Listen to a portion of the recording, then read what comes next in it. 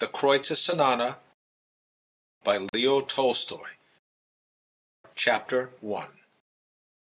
Travelers left and entered our car at every stopping of the train. 3 persons, however, remained, bound, like myself, for the farthest station. A lady, neither young nor pretty, smoking cigarettes, with a thin face, a cap on her head, and wearing a semi-masculine outer garment. Then her companion, a very loquacious gentleman of about 40 years, with baggage entirely new and arranged in an orderly manner.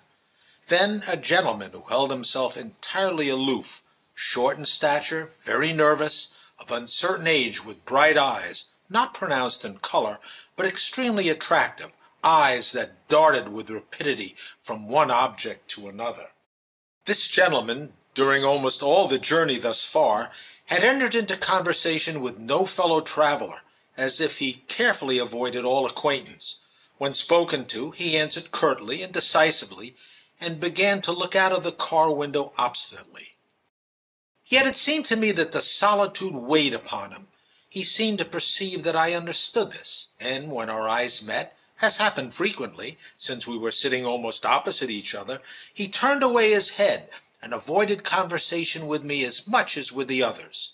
At nightfall, during a stop at a large station, the gentleman with the fine baggage, a lawyer, as I have since learned, got out with his companion to drink some tea at the restaurant.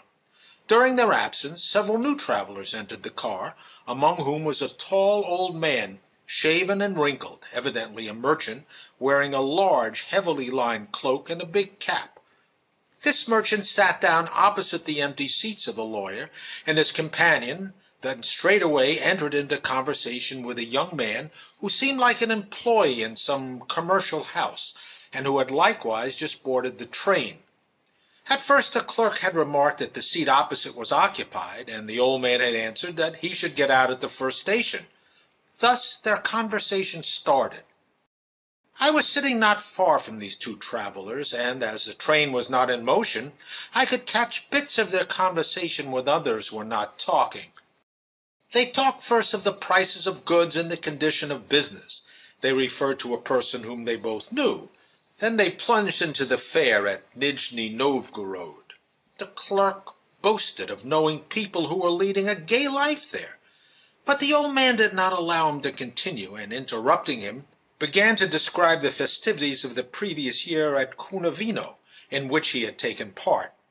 He was evidently proud of these recollections, and probably thinking that this would detract nothing from the gravity which his face and manners expressed, he related with pride how, when drunk, he had fired at Cunavino such a broadside that he could describe it only in the other's ear. The clerk began to laugh noisily. The old man laughed too, showing 2 long yellow teeth. Their conversation not interesting me, I left the car to stretch my legs. At the door I met the lawyer and his lady. "You have no more time," the lawyer said to me. "The second bell is about to ring." Indeed, I had scarcely reached the rear of the train when the bell sounded. As I entered the car again, the lawyer was talking with his companion in an animated fashion.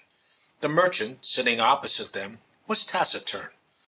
"And then she squarely declared to her husband," said the lawyer with a smile as I passed by them, "that she neither could nor would live with him, because—" And he continued, but I did not hear the rest of the sentence, my attention being distracted by the passing of the conductor and a new traveler. When silence was restored, I again heard the lawyer's voice. The conversation had passed from a special case to general considerations. "And afterward comes discord, financial difficulties, disputes between the 2 parties, and the couples separate. In the good old days that seldom happened. Is it not so?" asked the lawyer of the 2 merchants, evidently trying to drag them into the conversation. Just then the train started, and the old man, without answering, took off his cap, crossed himself 3 times while muttering a prayer. When he had finished, he clapped his cap far down his head and said, "Yes, sir, that happened in former times also, but not as often. In the present day it is bound to happen more frequently. People have become too learned." The lawyer made some reply to the old man, but the train, ever increasing its speed, made such a clatter upon the rails that I could no longer hear distinctly. As I was interested in what the old man was saying, I drew nearer. My neighbor, the nervous gentleman, was evidently interested also, and without changing his seat, he lent an ear. "But what harm is there in education?" asked the lady with a smile that was scarcely perceptible. "Would it be better to marry as in the old days, when the bride and bridegroom did not even see each other before marriage?" She continued, answering, as the habit of ladies, not the words that her interlocutor had spoken, but the words she believed he was going to speak. "Women did not know whether they would love or would be loved, and they were married to the first comer, and suffered all their lives. Then you think it was better so?" She continued, evidently addressing the lawyer and myself, and not at all the old man. "People have become too learned," repeated the last, looking at the lady with contempt, and leaving her question unanswered. "I should be curious to know how you explain the correlation between education and conjugal differences," said the lawyer with a slight smile. The merchant wanted to make some reply, but the lady interrupted him. "No, those days are past." The lawyer cut short her words. "Let him express his thought." "Because there is no more fear," replied the old man. "But how will you marry people who do not love each other? Only animals can be coupled at the will of a proprietor. But people have inclinations, attachments." The lady hastened to say, casting a glance at the lawyer, at me, and even at the clerk, who, standing up and leaning his elbow on the back of a seat, was listening to the conversation with a smile. "You are wrong to say that, madam," said the old man. "The animals are beasts, but man has received the law." "But, nevertheless, how is one to live with a man when there is no love?" said the lady, evidently excited by the general sympathy and attention. "Formerly no such distinctions were made," said the old man gravely. "Only now have they become part of our habits. As soon as the least thing happens, the wife says, 'I release you, I'm going to leave your house.' Even among the moujiks this fashion has become acclimated. 'There,' she says. 'Here are your shirts and drawers. I am going off with Vanka. His hair is curlier than yours.' Just go talk with them, and yet the first rule for the wife should be fear." The clerk looked at the lawyer, the lady, and myself, evidently repressing a smile, and all ready to deride or approve the merchant's words according to the attitude of the others. "What fear?" said the lady. "This fear. The wife must fear her husband. That is what fear." "Oh, that, my little father, that is ended." "No, madam, that cannot end. As she, Eve, the woman, was taken from man's ribs, so she will remain until the end of the world," said the old man, shaking his head so triumphantly and so severely that the clerk, deciding that the victory was on his side, burst into a loud laugh. "Yes, you men think so," replied the lady without surrendering and turning toward us. "You have given yourself liberty. As for woman, you wish to keep her in the seraglio. To you, everything is permissible. Is it not so?" "Oh, man, that's another affair." "Then, according to you, to man, everything is permissible." "No one gives him this permission. Only, if the man behaves badly outside the family, is not increased thereby. But the woman, the wife, is a fragile vessel," continued the merchant severely. His tone of authority evidently subjugated his hearers. Even the lady felt crushed, but she did not surrender. "Yes, but you will admit, I think, that woman is a human being and has feelings like her husband. What should she do if she does not love her husband?" "If she does not love him," repeated the old man stormily and knitting his brows, "why, she will be made to love him." This unexpected argument pleased the clerk, and he uttered a murmur of approbation. "Oh, no, she will not be forced," said the lady. "Where there is no love, one cannot be obliged to love in spite of herself." "And if the wife deceives her husband, what is to be done?" said the lawyer. "That should not happen," said the old man. "He must have his eyes about him." And if it does happen all the same, you will admit that it does happen. It happens among the upper classes, not among us, answered the old man. And if any husband is found who is such a fool as not to rule his wife, he will not have robbed her. But no scandal, nevertheless, love or not, but do not disturb the household. Every husband can govern his wife. He has the necessary power. It is only the imbecile who does not succeed in doing so. Everybody was silent. The clerk moved, advanced, and not wishing to lag behind the others in the conversation, began with his eternal smile. Yes, in the house of our employer, a scandal has arisen, and it is very difficult to view the matter clearly. The wife loved to amuse herself and began to go astray. He is a capable and serious man. First, it was with the bookkeeper. The husband tried to bring her back to reason through kindness. She did not change her conduct. She plunged into all sorts of beastliness. She began to steal his money. He beat her, but she grew worse and worse. To an unbaptized, to a pagan, to a Jew, saving your permission, she went in succession for her caresses. What could the employer do? He has dropped her entirely, and now he lives as a bachelor. As for her, she is dragging in the depths. He is an imbecile, said the old man. If from the first he had not allowed her to go in her own fashion, and had kept a firm hand upon her, she would be living honestly, no danger. Liberty must be taken away from the beginning. Do not trust yourself to your horse upon the highway, and do not trust yourself to your wife at home. At that moment the conductor passed, asking for the tickets for the next station.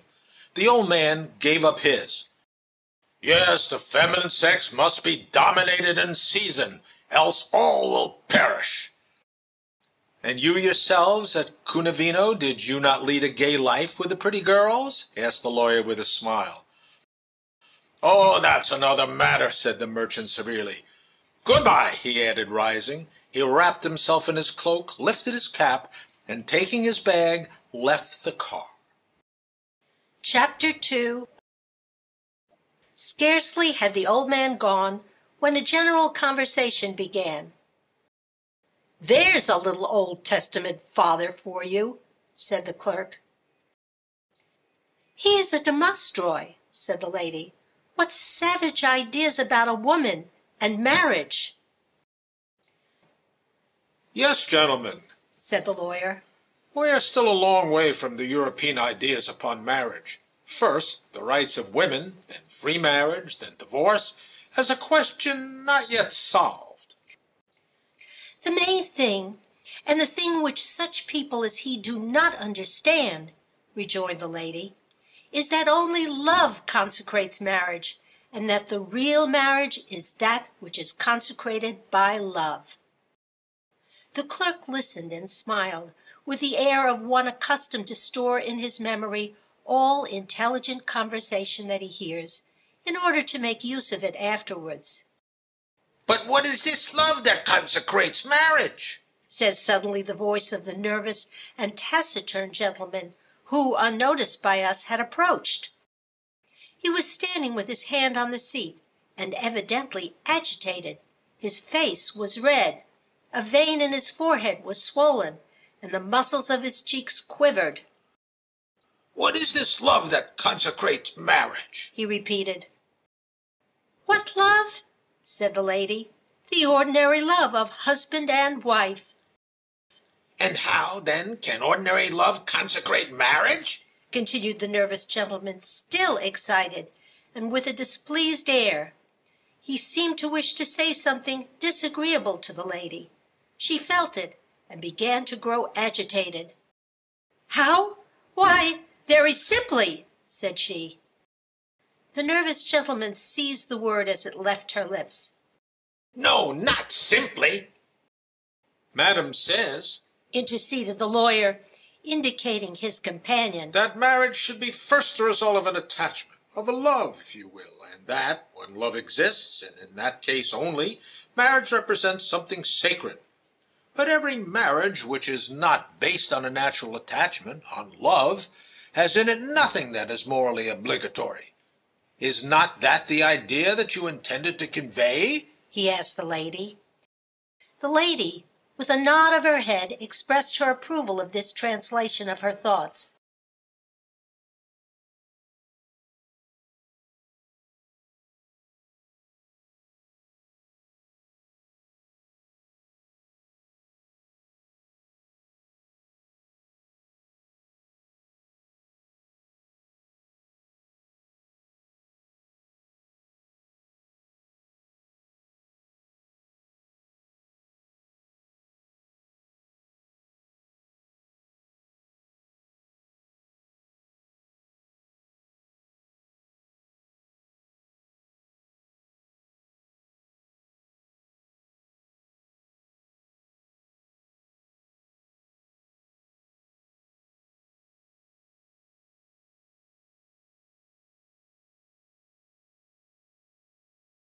"Then," resumed the lawyer, continuing his remarks. But the nervous gentleman, evidently scarcely able to contain himself without allowing the lawyer to finish, asked, "Yes, sir, but what are we to understand by this love that alone consecrates marriage?" "Everybody knows what love is," said the lady. "But I don't know, and I should like to know how you define it." "How? It is very simple," said the lady. And she seemed thoughtful, and then said, Love is a preference for one man or one woman to the exclusion of all others." "A preference? For how long? For a month, 2 days, or half an hour?" said the nervous gentleman with special irritation. "No, permit me, you evidently are not talking of the same thing." "Yes, I am talking absolutely of the same thing, of the preference for one man or one woman to the exclusion of all others. But I ask, a preference for how long?" "For how long? For a long time, for a lifetime sometimes." "But that happens only in novels. In life, never. In life, this preference for one to the exclusion of all others lasts in rare cases several years, oftener several months, or even weeks, days, hours." "Oh, sir! Oh, no, permit me!" said all three of us at the same time. The clerk himself uttered a monosyllable of disapproval. "Yes, I know," he said, shouting louder than all of us. "You are talking of what is believed to exist, and I am talking of what is. Every man feels what you call love toward each pretty woman he sees, and very little toward his wife. That is the origin of the proverb, and it is a true one. Another's wife is a white swan, and ours is bitter wormwood." "Ah, but what you say is terrible. There certainly exists among human beings this feeling which is called love, and which lasts, not for months and years, but for life." "No, that does not exist. Even if it should be admitted that Menelaus had preferred Helen all his life, Helen would have preferred Paris. And so it has been, is, and will be eternally. And it cannot be otherwise, just as it cannot happen that in a load of chickpeas, 2 peas marked with a special sign should fall side by side. Further, this is not only an improbability, but it is certain that a feeling of satiety will come to Helen or to Menelaus. The whole difference is that to one it comes sooner, to the other later. It is only in stupid novels that it is written that they loved each other all their lives, and none but children can believe it. To talk of loving a man or woman for life is like saying that a candle can burn forever." "But you are talking of physical love. Do you not admit a love based upon a conformity of ideals, on a spiritual affinity?" "Why not? But in that case it is not necessary to procreate together. Excuse my brutality. The point is that this conformity of ideals is not met among old people, but among young and pretty persons," said he, and he began to laugh disagreeably. "Yes, I affirm that love, real love, does not consecrate marriage, as we are in the habit of believing, but that, on the contrary, it ruins it," Permit me, said the lawyer. the facts contradict your words. We see that marriage exists, that all humanity, at least the larger portion, lives conjugally, and that many husbands and wives honestly end a long life together. The nervous gentleman smiled ill-naturedly. And what then? You say that marriage is based upon love, and when I give voice to a doubt as to the existence of any other love than sensual love, you prove to me the existence of love by marriage? But in our day, marriage is only a violence and falsehood. No, pardon me, said the lawyer. I say only that marriages have existed and do exist. But how and why do they exist? They have existed and they do exist for people who have seen and do see in marriage something sacramental, a sacrament that is binding before God. For such people, marriages exist, but to us they are only hypocrisy and violence.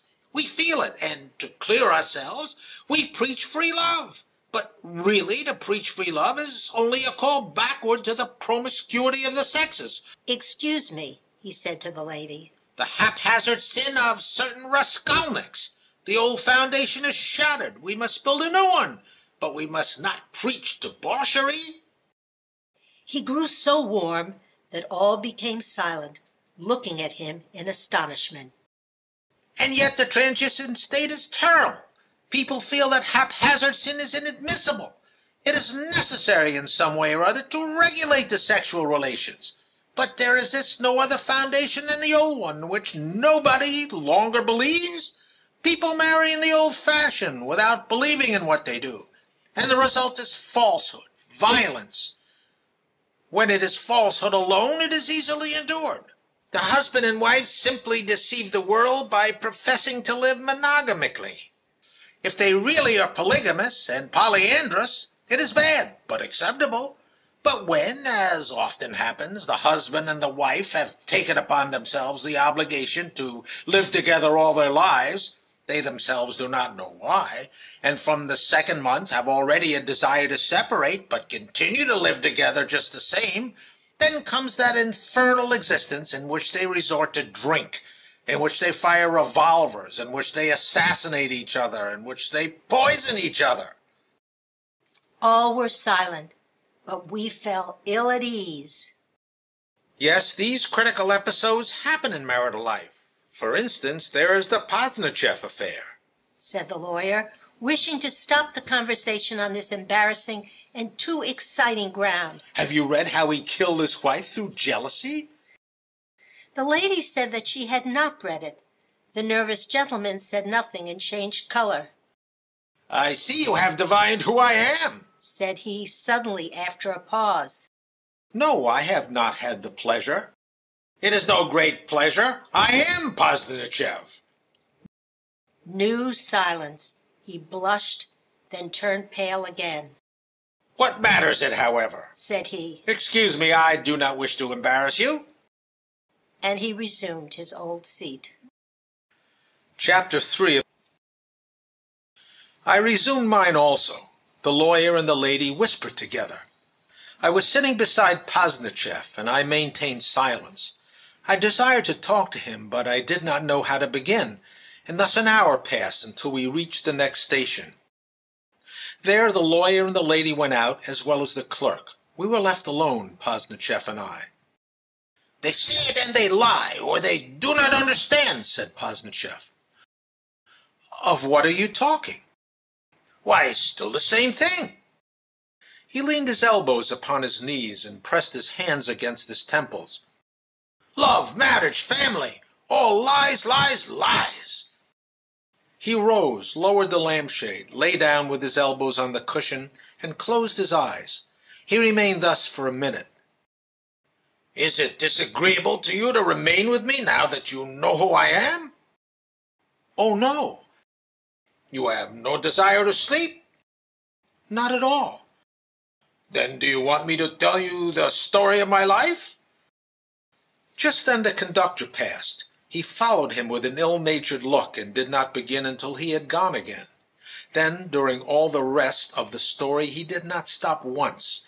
Even the new travelers, as they entered, did not stop him. His face, while he was talking, changed several times so completely that it bore positively no resemblance to itself as it had appeared just before. His eyes, his mouth, his mustache, and even his beard, all were new. Each time it was a beautiful and touching physiognomy, and these transformations were produced suddenly in the penumbra, and for 5 minutes it was the same face, that could not be compared to that of 5 minutes before, and then, I know not how, it changed again, and became unrecognizable.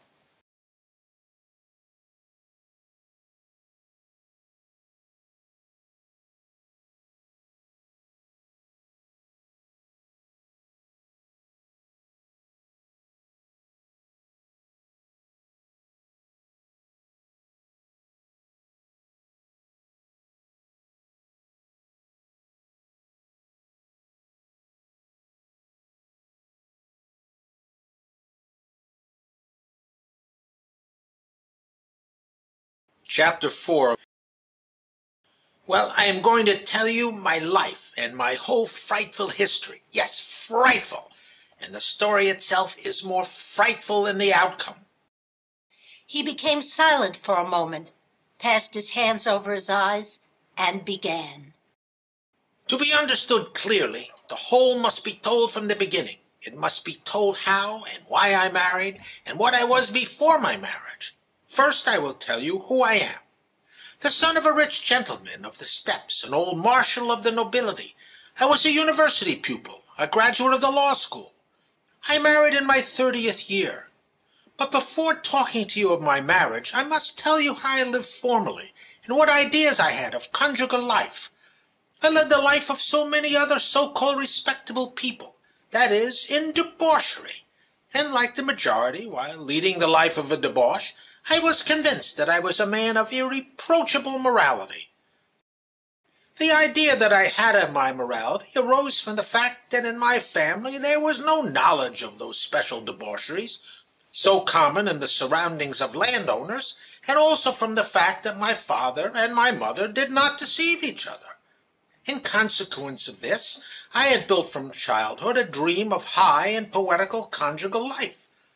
My wife was to be perfection itself. Our mutual love was to be incomparable, the purity of our conjugal life stainless. I thought thus, and all the time I marveled at the nobility of my projects. At the same time, I passed 10 years of my adult life without hurrying toward marriage, and I led what I call the well-regulated and reasonable life of a bachelor. I was proud of it before my friends, and before all men of my age who abandoned themselves to all sorts of special refinements. I was not a seducer. I had no unnatural tastes. I did not make debauchery the principal object of my life. But I found pleasure within the limits of society's rules, and innocently believed myself a profoundly moral being. The women with whom I had relations did not belong to me alone, and I asked of them nothing but the pleasure of the moment. In all this I saw nothing abnormal. On the contrary, from the fact that I did not engage my heart but paid in cash, I supposed that I was honest. I avoided those women who, by attaching themselves to me, or presenting me with a child, could bind my future. Moreover, perhaps there may have been children or attachments, but I so arranged matters that I could not become aware of them. And living thus, I considered myself a perfectly honest man. I did not understand that debauchery does not consist simply in physical acts, that no matter what physical ignominy does not yet constitute debauchery, and that real debauchery consists in freedom from the moral bonds toward a woman with whom one enters into carnal relations, and I regarded this freedom as a merit. I remember that I once tortured myself exceedingly for having forgotten to pay a woman who probably had given herself to me through love. I only became tranquil again when, having sent her the money, I had thus shown her that I did not consider myself as in any way bound to her. Oh, do not shake your head as if you were in agreement with me, he cried suddenly, with vehemence. I know these tricks, all of you, and you especially, if you are not a rare exception, have the same ideas that I had then. If you were in agreement with me, it is now only. Formerly you did not think so. No more did I, and if I had been told what I have just told you, that which has happened would not have happened. However, it is all the same. Excuse me, he continued. The truth is that it is frightful, frightful, this abyss of errors and debaucheries in which we live face to face with the real question of the rights of woman. What do you mean by the real question of the rights of woman?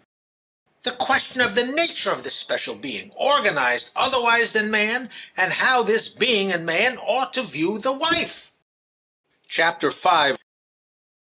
Yes, for 10 years I lived the most revolting existence, while dreaming of the noblest love, and even in the name of that love. Yes, I want to tell you how I killed my wife, and for that I must tell you how I debauched myself. I killed her before I knew her. I killed the wife when I first tasted sensual joys without love, and then it was that I killed my wife. Yes, sir, it is only after having suffered, after having tortured myself, that I have come to understand the root of things, that I have come to understand my crimes. Thus you will see where and how began the drama that has led me to misfortune. It is necessary to go back to my 16th year, when I was still at school, and my elder brother a first-year student. I had not yet known women, but, like all the unfortunate children of our society, I was already no longer innocent. I was tortured, as you were, I am sure, and as are tortured 99/100ths of our boys.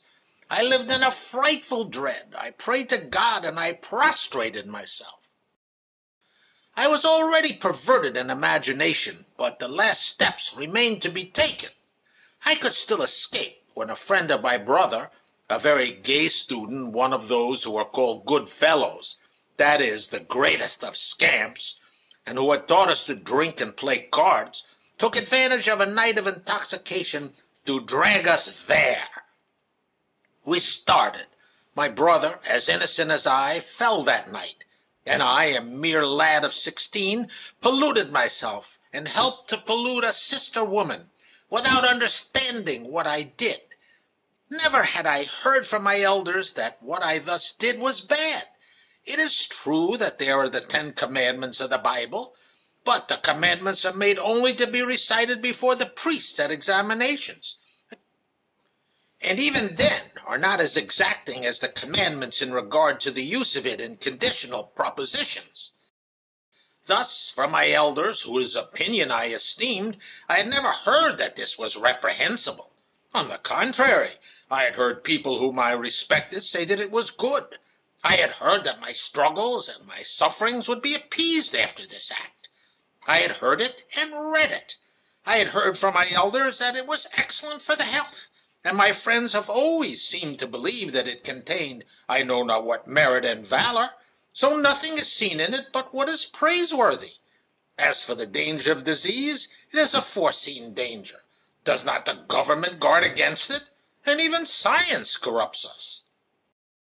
How so, science? I asked.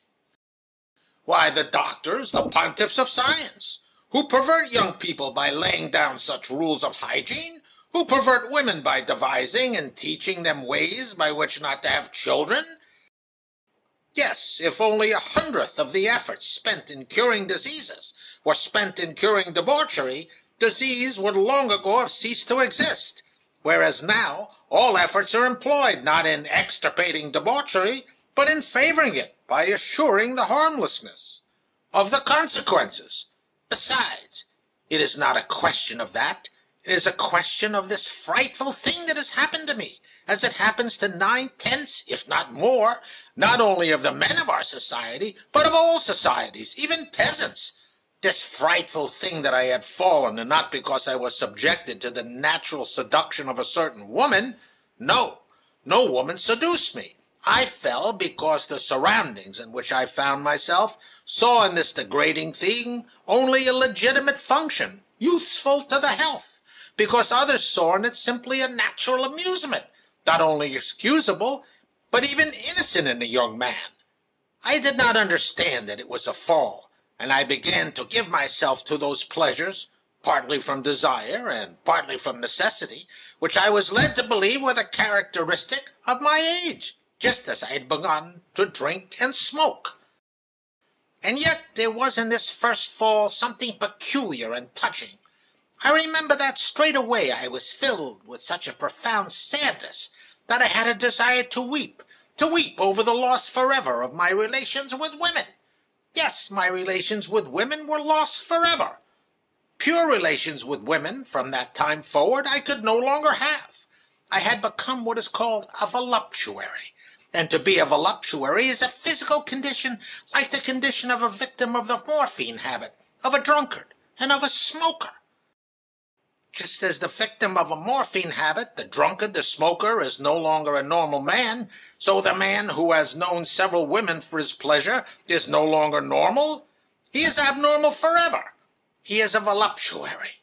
Just as the drunkard and the victim of the morphine habit may be recognized by their face and manner, so we may recognize a voluptuary. He may repress himself and struggle, but never more will he enjoy simple, pure, and fraternal relations toward woman.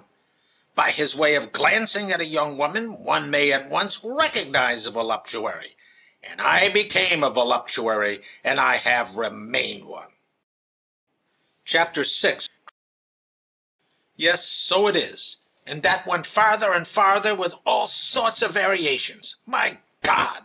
When I remember all my cowardly acts and bad deeds, I am frightened, and I remember that me, who during that period was still the butt of his comrades' ridicule on account of his innocence. And when I hear people talk of the gilded youth of the officers, of the Parisians, and all these gentlemen and myself living wild lives at the age of 30, and who have on our consciences hundreds of crimes towards women, terrible and varied, when we enter a parlor or a ballroom washed, shaven, and perfumed, with very white linen and dress coats, or in uniform, as emblems of purity, oh, the disgust! There will surely come a time, an epoch, when all these lives and all this cowardice will be unveiled. So, nevertheless, I lived until the age of 30, without abandoning for a minute my intention of marrying and building an elevated conjugal life. And with this in view, I watched all young girls who might suit me. I was buried in rottenness, and at the same time I looked for virgins whose purity was worthy of me. Many of them were rejected. They did not seem to me pure enough. Finally, I found one that I considered on a level with myself. She was one of 2 daughters of a landed proprietor of Penza, formerly very rich and since ruined. To tell the truth, without false modesty, they pursued me and finally captured me. The father was away, laid all sorts of traps, and one of these, a trip in a boat, decided my future. I made up my mind at the end of the aforesaid trip one night, by moonlight, on our way home while I was sitting beside her. I admired her slender body, whose charming shape was molded by a jersey, and her curling hair, and I suddenly concluded that this was she. It seemed to me on that beautiful evening that she understood all that I thought and felt, and I thought and felt the most elevating things. Really, it was only the jersey that was so becoming to her, and her curly hair, and also the fact that I had spent the day beside her, and that I desired a more intimate relation. I returned home enthusiastic, and I persuaded myself that she realized the highest perfection, and that, for that reason, she was worthy to be my wife, and the next day I made to her a proposal of marriage. No, say what you will, we live in such an abyss of falsehood that, unless some event strikes us a blow on the head, as in my case, we cannot awaken. What confusion! Out of the thousands of men who marry, not only among us, but also among the people, scarcely will you find a single one who has not previously married at least 10 times. It is true there now exist, at least so I have heard, pure young people who feel and know that this is not a joke, but a serious matter. May God come to their aid. But in my time there was not to be found one such in 1,000. And all know it, and pretend not to know it. In all the novels are described down to the smallest details the feelings of the characters, the lakes and brambles around which they walk. But when it comes to describing their great love, not a word is breathed of what he, the interesting character, has previously done. Not a word about his frequenting of disreputable houses, or his association with nursery-maids, cooks, and the wives of others. And if anything is said of these things, such improper novels are not allowed in the hands of young girls. All men have the air of believing, in presence of maidens, that these corrupt pleasures, in which everybody takes part, do not exist, or exist only to a very small extent. They pretend it so carefully that they succeed in convincing themselves of it. As for the poor young girls, they believe it quite seriously, just as my poor wife believed it. I remember that, being already engaged, I showed her my memoirs, from which she could learn more or less of my past, and especially my last liaison, which she might perhaps have discovered through the gossip of some third party. It was for this last reason, for that matter, that I felt the necessity of communicating these memoirs to her.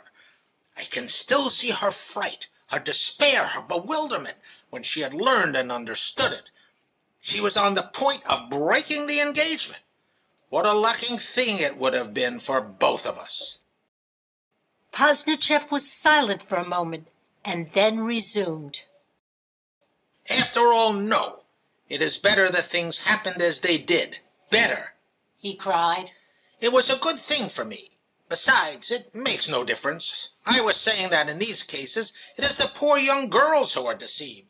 As for the mothers especially, informed by their husbands, they know all, and while pretending to believe in the purity of the young man, they act as if they did not believe in it.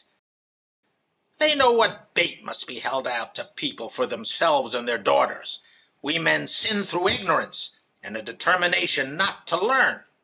As for the women, they know very well that the noblest and most poetic love, as we call it, depends not on moral qualities, but on the physical intimacy, and also on the manner of doing the hair, and the color and shape.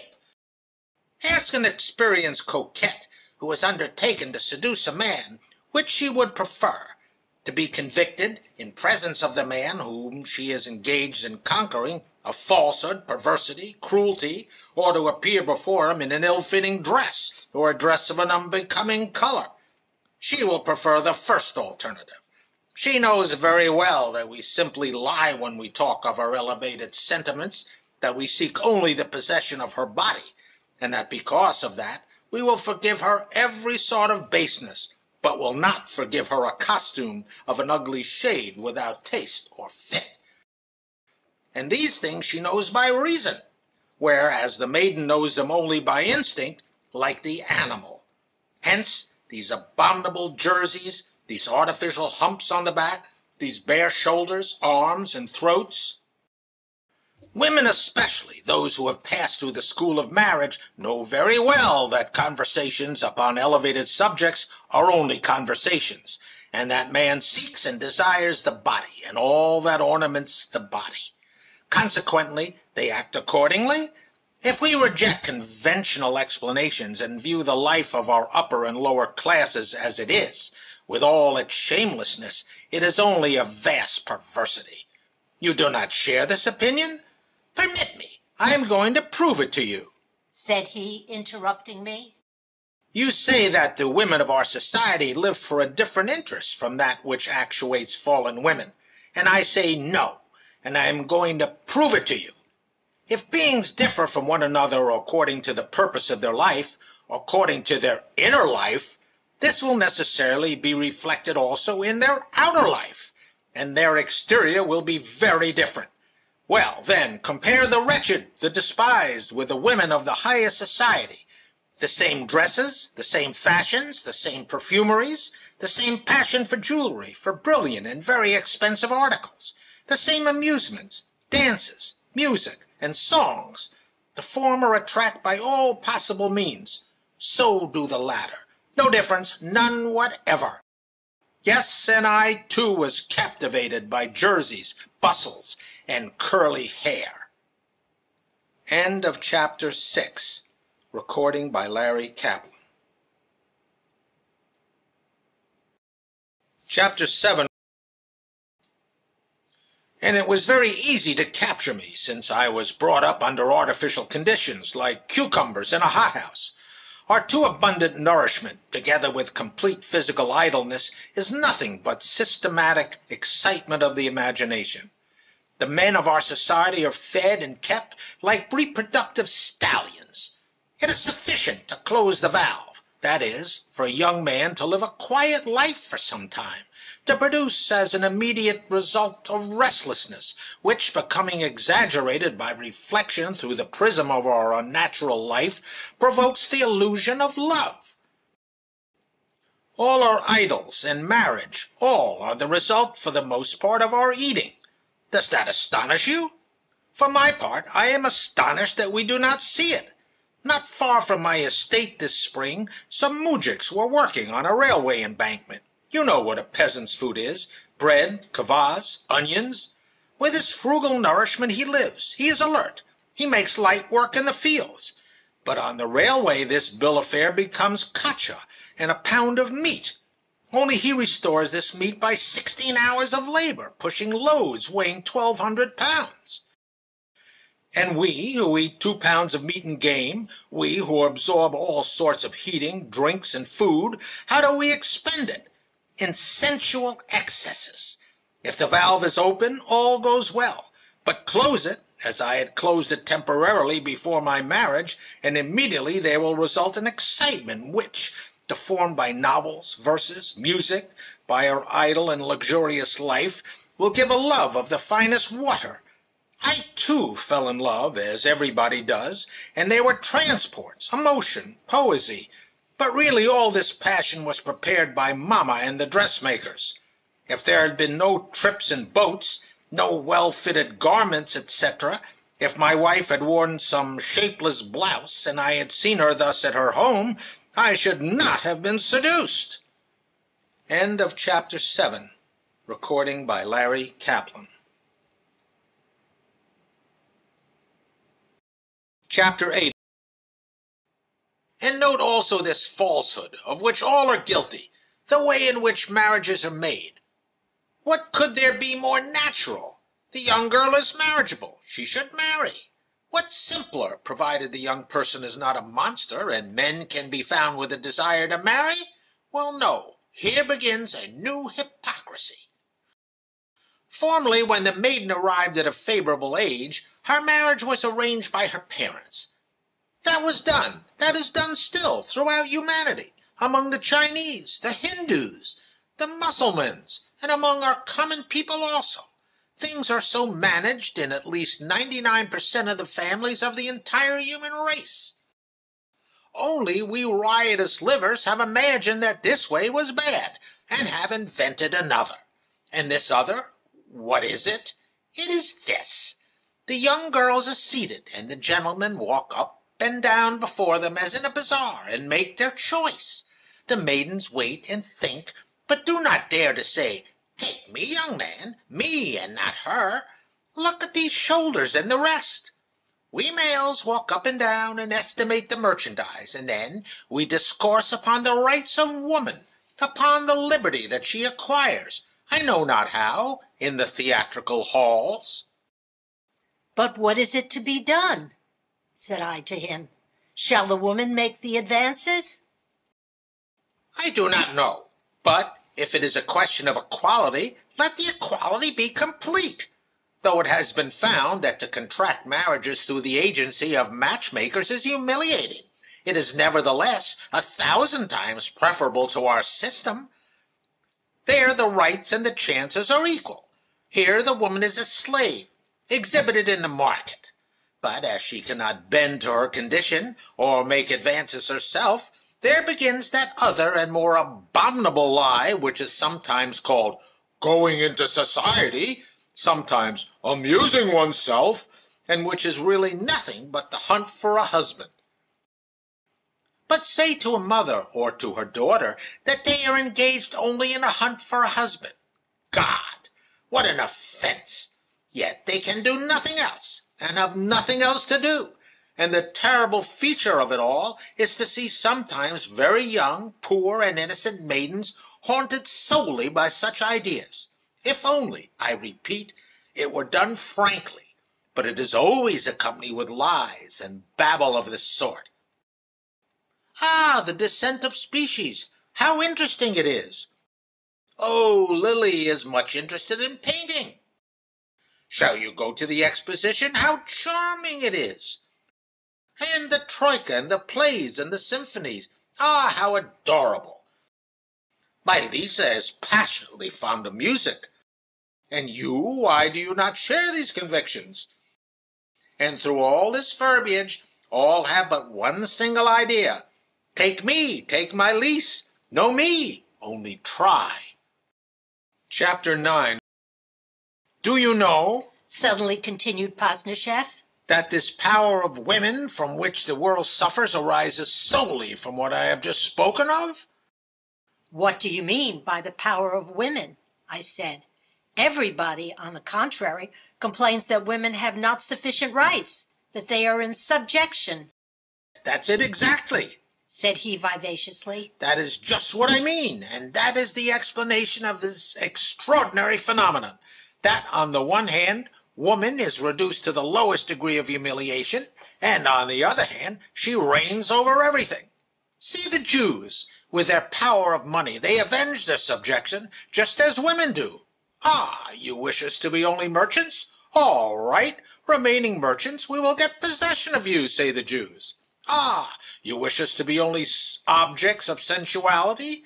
All right, by the aid of sensuality, we will bend you beneath our yoke, say the women.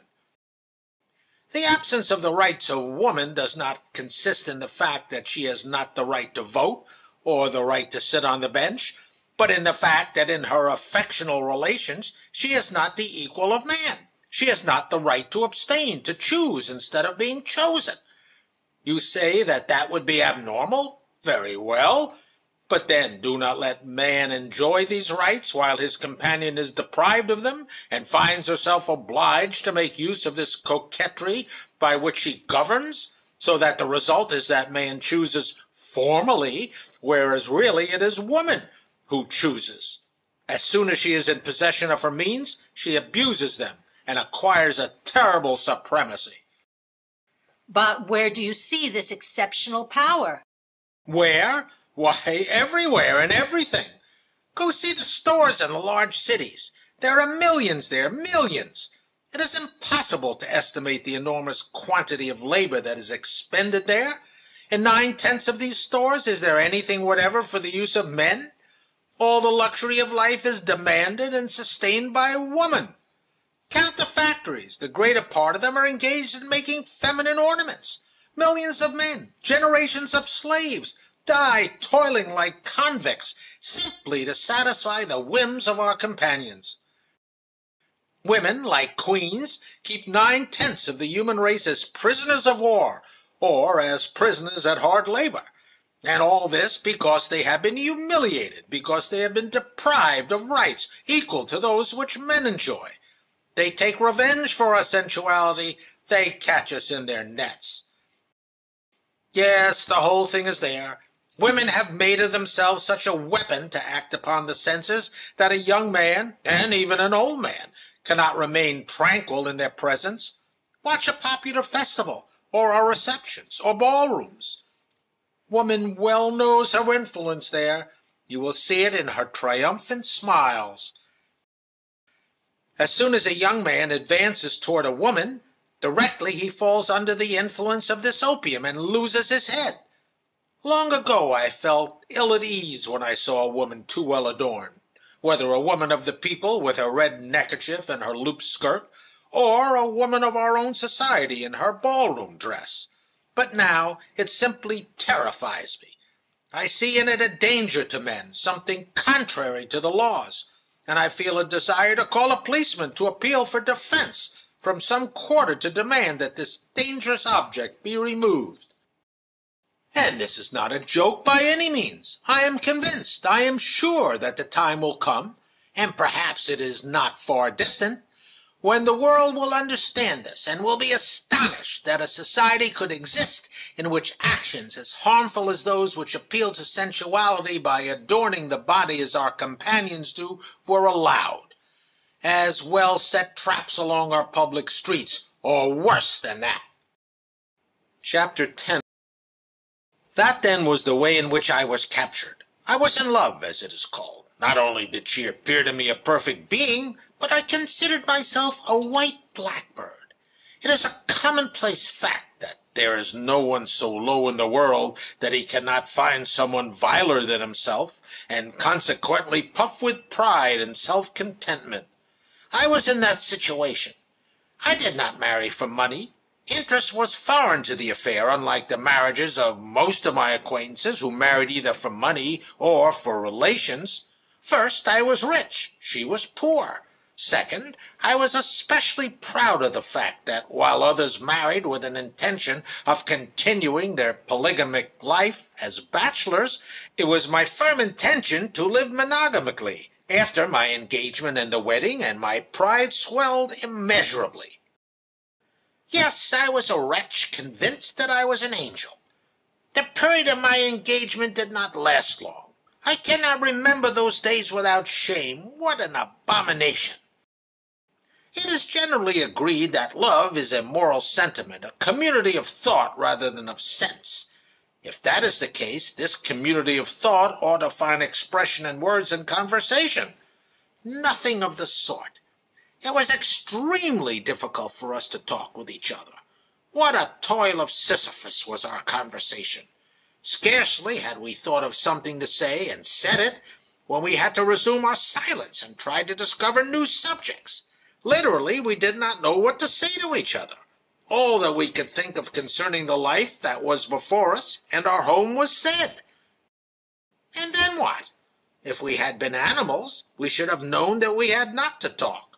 But here, on the contrary, it was necessary to talk, and there were no resources, for that which occupied our minds was not a thing to be expressed in words.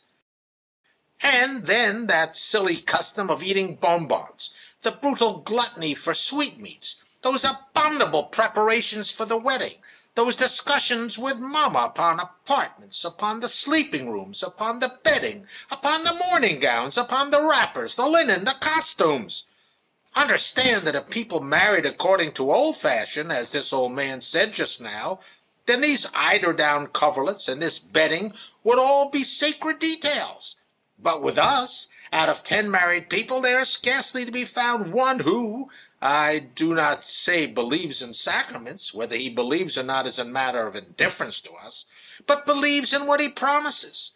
Out of 100 men, there is scarcely one who has not married before, and out of 50, scarcely one who has not made up his mind to deceive his wife. The great majority look upon this journey to the church as a condition necessary to the possession of a certain woman. Think then of the supreme significance which material details must take on. Is it not a sort of sale in which a maiden is given over to a debauch, the sale being surrounded with the most agreeable details? Chapter 11. All marry in this way, and I did like the rest. If the young people who dream of the honeymoon only knew what a disillusion it is, and always a disillusion, I really do not know why all think it is necessary to conceal it. One day I was walking among the shows in Paris, when, attracted by a sign, I entered an establishment to see a bearded woman and a water dog. The woman was a man in disguise, and the dog was an ordinary dog, covered with a sealskin and swimming in a bath. It was not in the least interesting, but the Barnum accompanied me to the exit very courteously, and in addressing the people who were coming in, made an appeal to my testimony.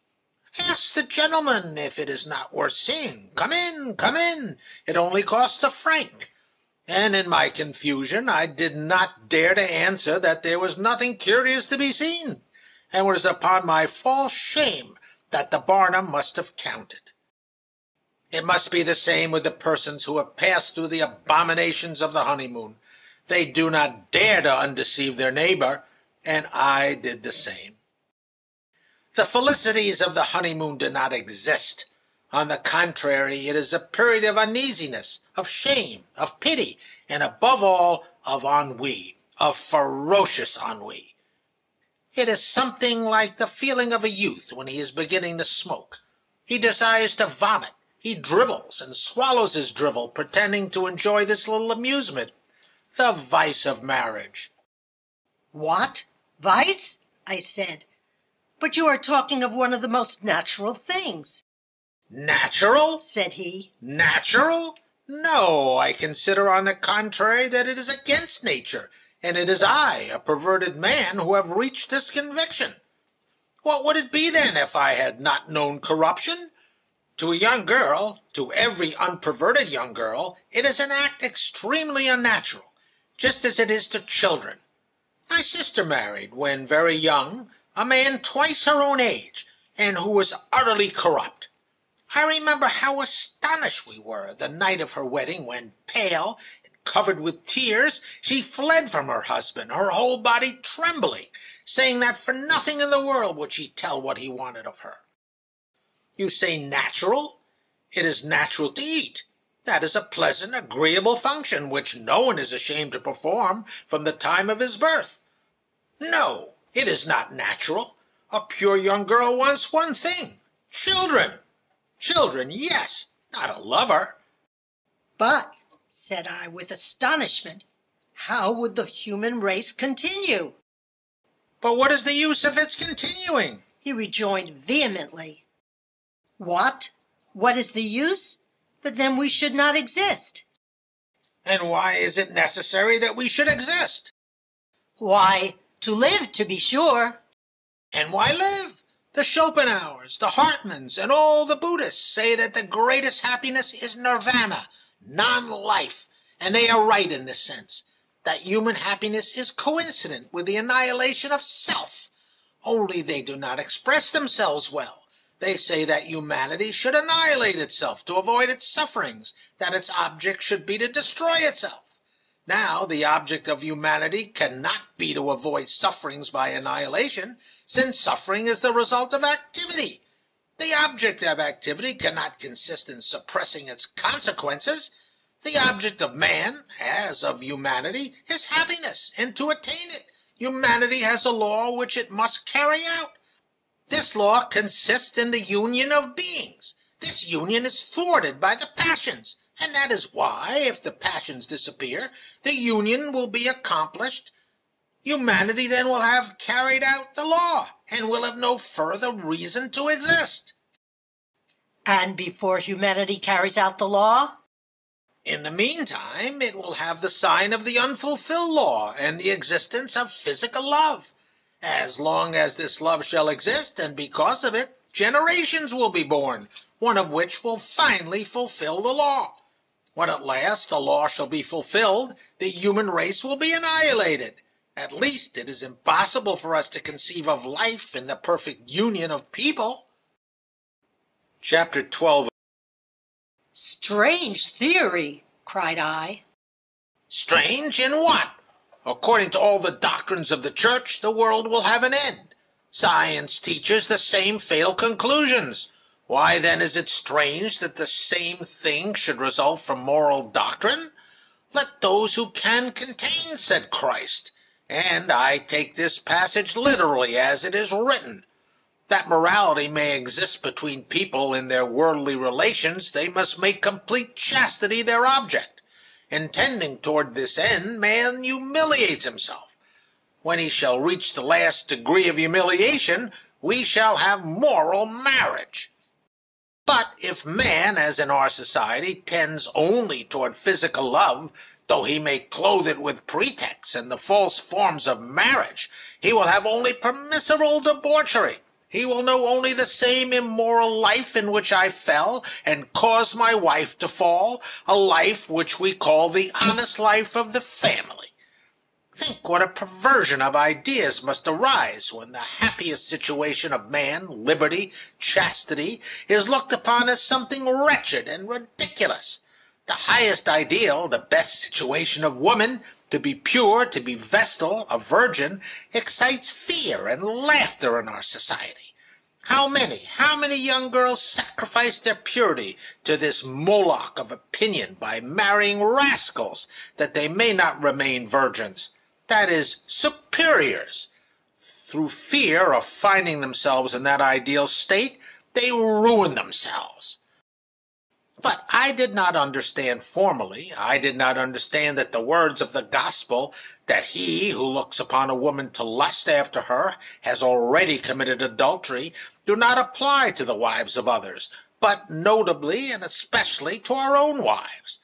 I did not understand this, and I thought that the honeymoon and all of my acts during that period were virtuous, and that to satisfy one's desires with his wife is an eminently chaste thing.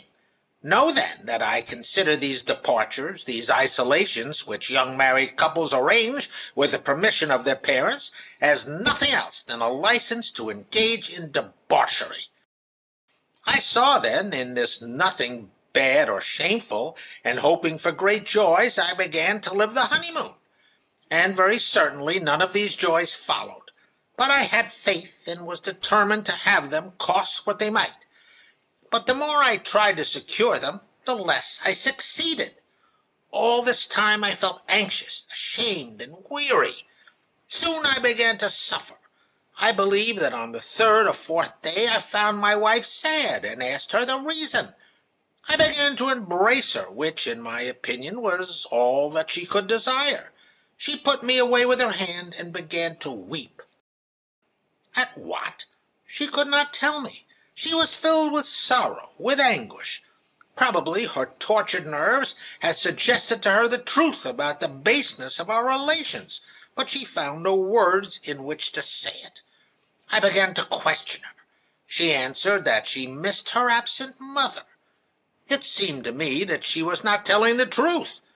I sought to console her by maintaining silence in regard to her parents. I did not imagine that she felt herself simply overwhelmed, and that her parents had nothing to do with her sorrow. She did not listen to me, and I accused her of caprice. I began to laugh at her gently. She dried her tears, and began to reproach me in hard and wounding terms for my selfishness and cruelty. I looked at her. Her whole face expressed hatred, and hatred of me. I cannot describe to you the fright which this sight gave me. How? What? Thought I. Love is the unity of souls, and here she hates me. Me! Why? But it is impossible. It is no longer she. I tried to calm her. I came in conflict with an immovable and cold hostility, so that, having no time to reflect, I was seized with keen irritation. We exchanged disagreeable remarks. The impression of this first quarrel was terrible. I say quarrel, but the term is inexact, for it was the sudden discovery of the abyss that had been dug between us. Love was exhausted with the satisfaction of sensuality. We stood face to face in our true light, like two egoists trying to procure the greatest possible enjoyment, like two individuals trying to mutually exploit each other. So what I called our quarrel was our actual situation as it appeared after the satisfaction of sensual desire. I did not realize that this cold hostility was our normal state, and that this first quarrel would soon be drowned under a new flood of the intensest sensuality. I thought that we had disputed with each other, and had become reconciled, and that it would not happen again. But in this same honeymoon there came a period of satiety, in which we ceased to be necessary to each other, and a new quarrel broke out. It became evident that the first was not a matter of chance. It was inevitable, I thought. This second quarrel stupefied me the more, because it was based on an extremely unjust cause. It was something like a question of money, and never had I haggled on that score. It was even impossible that I should do so in relation to her. I only remember that in answer to some remark that I made, she insinuated that it was my intention to rule her by means of money, and that it was upon money that I based my sole right over her. In short, something extraordinarily stupid and base, which was neither in my character nor in hers. I was beside myself. I accused her of indelicacy. She made the same accusation against me, and the dispute broke out. In her words, in the expression of her face, of her eyes, I noticed again the hatred that had so astonished me before. With a brother, friends, my father, I had occasionally quarreled, but never had there been between us this fierce spite. Some time passed.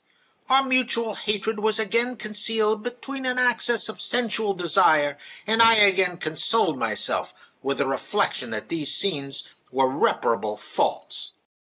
But when they were repeated a third and a fourth time, I understood that they were not simply faults, but a fatality that must happen again. I was no longer frightened. I was simply astonished that I should be precisely the one to live so uncomfortably with my wife, and that the same thing did not happen in other households. I did not know that in all households the same sudden changes take place, but that all, like myself, imagine that it is a misfortune exclusively reserved for themselves alone, which they carefully conceal as shameful, not only to others, but to themselves, like a bad disease. That was what happened to me. Begun in the early days, it continued and increased with characteristics of fury that were ever more pronounced. At the bottom of my soul, from the first weeks, I felt that I was in a trap, that I had what I did not expect, and that marriage is not a joy, but a painful trial. Like everybody else, I refused to confess it. I should not have confessed it even now, but for the outcome. Now I am astonished to think that I did not see my real situation. It was so easy to perceive it, in view of those quarrels begun for reasons so trivial that afterwards one could not recall them. Just as it often happens among gay young people that, in the absence of jokes, they laugh at their own laughter, so we found no reasons for our hatred, and we hated each other because hatred was naturally boiling up in us. More extraordinary still was the absence of causes for reconciliation. Sometimes words, explanations, or even tears. But sometimes, I remember, after insulting words, there tacitly followed embraces and declarations. Abomination! Why is it that I did not then perceive this baseness? Chapter 13. All of us, men and women, are brought up in these aberrations of feelings that we call love. I, from childhood, had prepared myself for this thing, and I loved during all my youth, and I was joyous in loving. It had been put into my head that it was the noblest and highest occupation in the world. But when this expected feeling came at last, and I, a man, abandoned myself to it, the lie was pierced through and through. Theoretically, a lofty love is conceivable. Practically, it is an ignoble and degrading thing which it is equally disgusting to talk about and to remember. It is not in vain that nature has made ceremonies, but people pretend that the ignoble and the shameful is beautiful and lofty. I will tell you brutally and briefly what were the first signs of my love. I abandoned myself to beastly excesses, not only not ashamed of them, but proud of them, giving no thought to the intellectual life of my wife. And not only did I not think of her intellectual life, I did not even consider her physical life. I was astonished at the origin of our hostility, and yet how clear it was. This hostility is nothing but a protest of human nature against the beast that enslaves it. It could not be otherwise. This hatred was the hatred of accomplices in a crime. Was it not a crime that this poor woman, having become pregnant in the first month, our liaison should have continued just the same? You imagine that I am wandering from my story. Not at all. I am always giving you an account of the events that led to the murder of my wife. The imbeciles! They think that I killed my wife on the 5th of October. It was long before that I immolated her, just as they all kill now. Understand well that in our society there is an idea shared by all that woman procures man pleasure, and vice versa probably, but I know nothing of that. I only know my own case. Wein, Weiber, and Gesang, so say the poets in their verses. Wine, women, and song. If it were only that, take all the poetry, the painting, the sculpture, beginning with Pushkin's Little Feet, with Venus and Phryne, and you will see that woman is only a means of enjoyment. That is what she is at Truba, at Grachevka, and in a court ballroom. And think of this diabolical trick. If she were a thing without moral value, it might be said that woman is a fine morsel. But in the first place, these knights assure us that they adore woman. They adore her and look upon her, however, as a means of enjoyment. Then all assure us that they esteem woman. Some give up their seats to her, pick up her handkerchief. Others recognize in her a right to fill all offices, participate in government, etc. But in spite of all that, the essential point remains the same. She remains an object of sensual desire, and she knows it. It is slavery, for slavery is nothing else than the utilization of the labor of some for the enjoyment of others. That slavery may not exist, people must refuse to enjoy the labor of others and look upon it as a shameful act and as a sin. Actually, this is what happens. They abolish the external form. They suppress the formal sales of slaves, and then they imagine and assure others that slavery is abolished. They are unwilling to see that it still exists, since people, as before, like to profit by the labor of others, and think it good and just. This being given, there will always be found beings stronger or more cunning than others to profit thereby. The same thing happens in the emancipation of woman. At bottom, feminine servitude consists entirely in her assimilation with a means of pleasure. They excite woman, they give her all sorts of rights equal to those of men, but they continue to look upon her as an object of sensual desire, and thus they bring her up from infancy and in public opinion. She is always the humiliated and corrupt serf, and man remains always the debauched master. Yes, to abolish slavery, public opinion must admit that it is shameful to exploit one's neighbor, and to make women free, public opinion must admit that it is shameful to consider woman as an instrument of pleasure. The emancipation of woman is not to be effected in the public courts or in the Chamber of Deputies, but in the sleeping chamber. Prostitution is to be combated, not in the houses of ill fame, but in the family. They free women in the public courts and in the Chamber of Deputies, but she remains an instrument.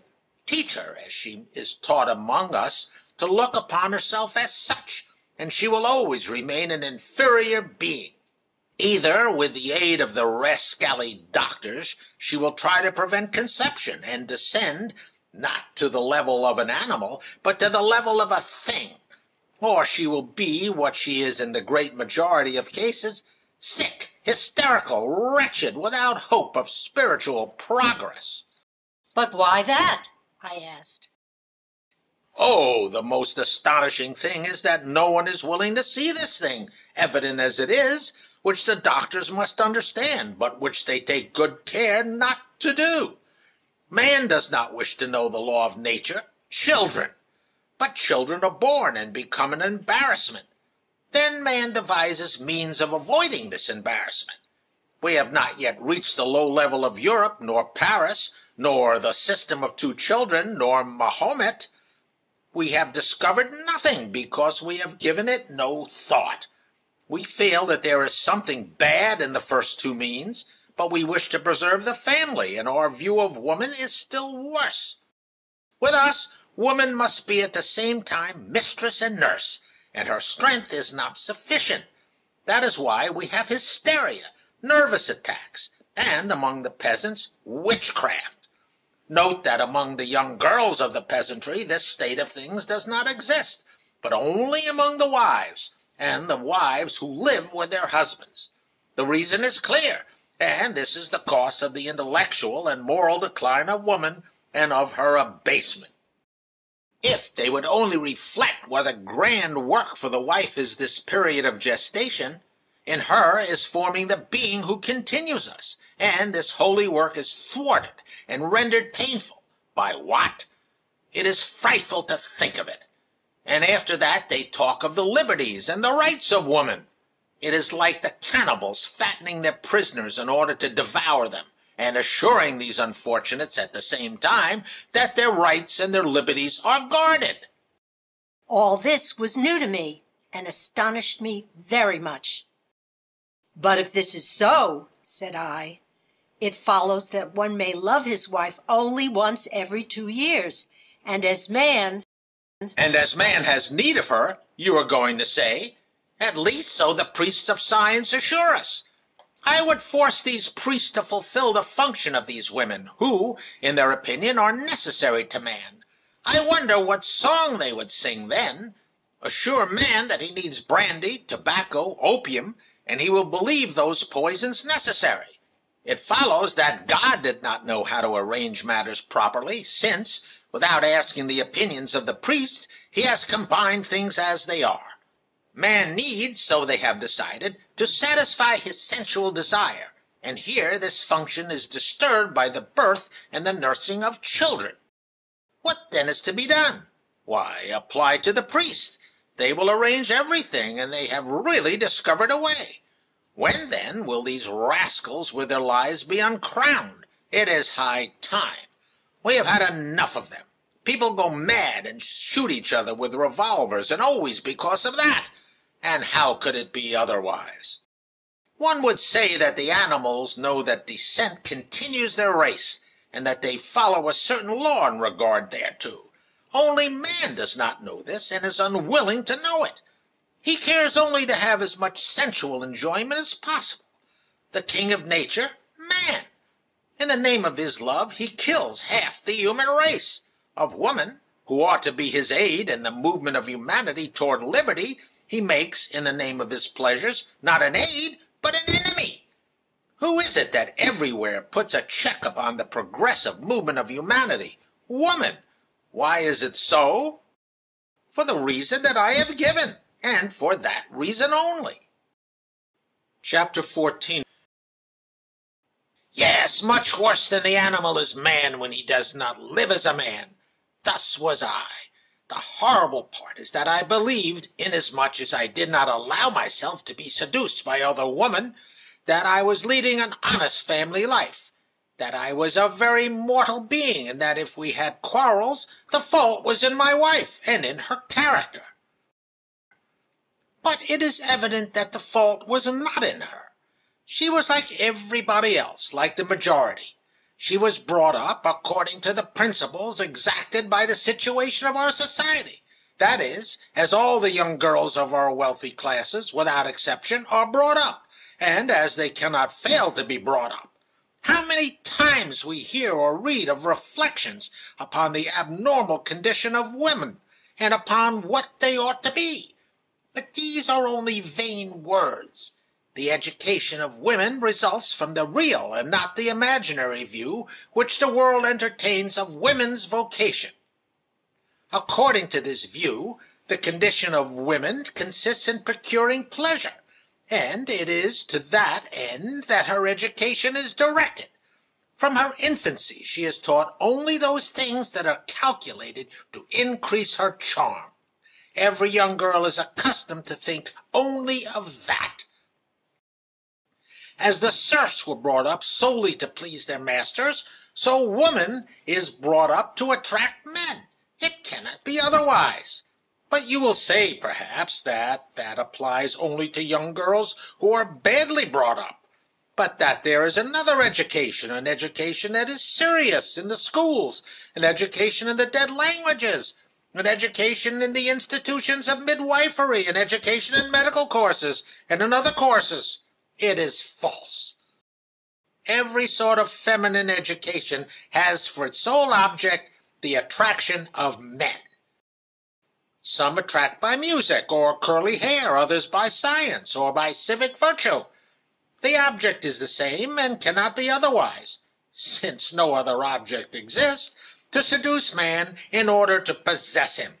Imagine courses of instruction for women in feminine science without men, that is, learned women and men not knowing them as learned. Oh, no. No education, no instruction can change woman as long as her highest ideal shall be marriage and not virginity, freedom from sensuality. Until that time she will remain a serf. One need only imagine, forgetting the universality of the case, the conditions in which our young girls are brought up, to avoid astonishment at the debauchery of women of our upper classes. It is the opposite that would cause astonishment. Follow my reasoning. From infancy, garments, ornaments, cleanliness, grace, dances, music, reading of poetry, novels, singing, the theater, the concert, for use within and without, according as women listen or practice themselves. With that, complete physical idleness, an excessive care of the body, a vast consumption of sweetmeats, and God knows how the poor maidens suffer from their own sensuality, excited by all these things. 9 out of 10 are tortured intolerably during the first period of maturity, and afterward, provided they do not marry at the age of 20. That is what we are unwilling to see, but those who have eyes see it all the same. And even the majority of these unfortunate creatures are so excited by a hidden sensuality, and it is lucky if it is hidden, that they are fit for nothing. They become animated only in the presence of men. Their whole life is spent in preparations for coquetry, or in coquetry itself. In the presence of men, they become too animated. They begin to live by sensual energy. But the moment the man goes away, the life stops. And that, not in the presence of a certain man, but in the presence of any man, provided he is not utterly hideous. You will say that this is an exception. No, it is a rule. Only in some is it made very evident, in others less so. But no one lives by her own life. They are all dependent upon man. They cannot be otherwise, since to them the attraction of the greatest number of men is the ideal of life, young girls and married women.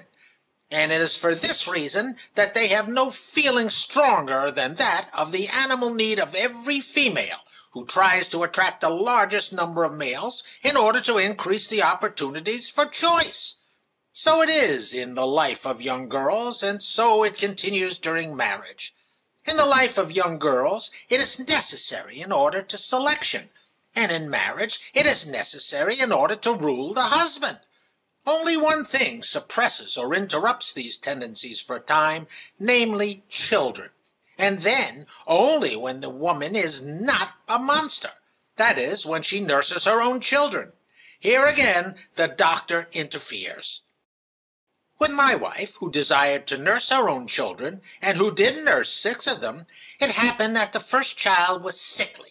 The doctors, who cynically undressed her and felt of her everywhere, and whom I had to thank and pay for these acts, these dear doctors, decided that she ought not to nurse her child, and she was temporarily deprived of the only remedy for coquetry. A nurse finished the nursing of this firstborn. That is to say, we profited by the poverty and ignorance of a woman to steal her from her own little one in favor of ours, and for that purpose we dressed her in a kokoshnik trimmed with gold lace. Nevertheless, that is not the question. But there was again awakened in my wife that coquetry which had been sleeping during the nursing period. Thanks to that, she reawakened in me the torments of jealousy, which I had formerly known, though in a much slighter degree. Chapter 15. Yes, jealousy, that is another of the secrets of marriage, known to all and concealed by all. Besides the general cause of the mutual hatred of husbands and wives resulting from complicity in the pollution of a human being, and also from other causes, The inexhaustible source of marital wounds is jealousy. But by tacit consent, it is determined to conceal them from all, and we conceal them. Knowing them, each one supposes in himself that it is an unfortunate peculiarity, and not a common destiny. So it was with me, and it had to be so. There cannot fail to be jealousy between husbands and wives who live immorally. If they cannot sacrifice their pleasures for the welfare of their child, they conclude therefrom, and truly, that they will not sacrifice their pleasures for, I will not say happiness and tranquillity, since one may sin in secret, but even for the sake of conscience. Each one knows very well that neither admits any high moral reasons for not betraying the other, since in their mutual relations they fail in the requirements of morality, and from that time distrust and watch each other. Oh, what a frightful feeling of jealousy! I do not speak of that real jealousy which has foundations.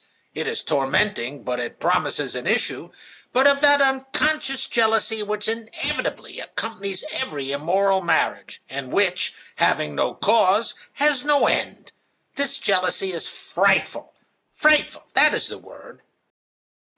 And this is it. A young man speaks to my wife. He looks at her with a smile, and, as it seems to me, he surveys her body. How does he dare to think of her, to think of the possibilities of a romance with her? And how can she, seeing this, tolerate him?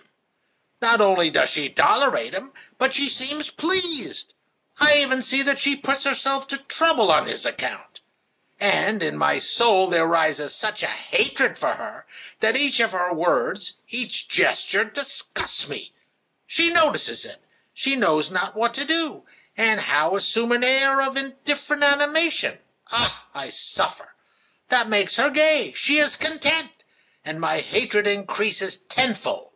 But I do not dare to give it free force, because at the bottom of my soul I know that there are no real reasons for it, and I remain in my seat, feigning indifference, and exaggerating my attention and courtesy to him. Then I get angry with myself.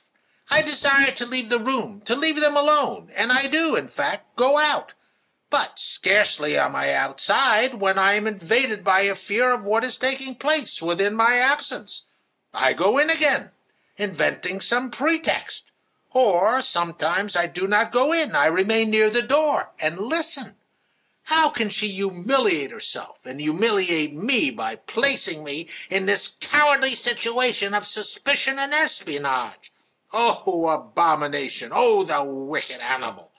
And he, too, what does he think of you? But he is like all men. He is what I was before my marriage. It gives him pleasure. He even smiles when he looks at me, as much as to say, "What have you to do with this? It is my turn now." This feeling is horrible. Its burn is unendurable. To entertain this feeling toward anyone, to one suspected man of lusting after my wife, was enough to spoil this man forever in my eyes, as if he had been sprinkled with vitriol. Let me once become jealous of a being, and nevermore could I re-establish with him simple human relations, and my eyes flashed when I looked at him. As for my wife, so many times had I enveloped her with this moral vitriol, with this jealous hatred, that she was degraded thereby. In the periods of this causeless hatred I gradually uncrowned her. I covered her with shame in my imagination. I invented impossible knaveries. I suspected, I am ashamed to say, that she, this queen of the 1,001 nights, deceived me with my serf, under my very eyes, and laughing at me. Thus, with each new access of jealousy, I speak always of causeless jealousy, I entered into the furrow dug formerly by my filthy suspicions, and I continually deepened it. She did the same thing. If I have reasons to be jealous, she who knew my past had 1,000 times more, and she was more ill-natured in her jealousy than I, and the sufferings that I felt from her jealousy were different, and likewise very painful. The situation may be described thus. We are living more or less tranquilly. I am even gay and contented. Suddenly we start a conversation on some most commonplace subject, and directly she finds herself disagreeing with me upon matters concerning which we have been generally in accord. And furthermore, I see that, without any necessity therefore, she is becoming irritated. I think that she has a nervous attack, or else that the subject of conversation is really disagreeable to her. We talk of something else, and that begins again. Again she torments me and becomes irritated. I am astonished and look for a reason. Why? For what? She keeps silence, answers me with monosyllables, evidently making allusions to something.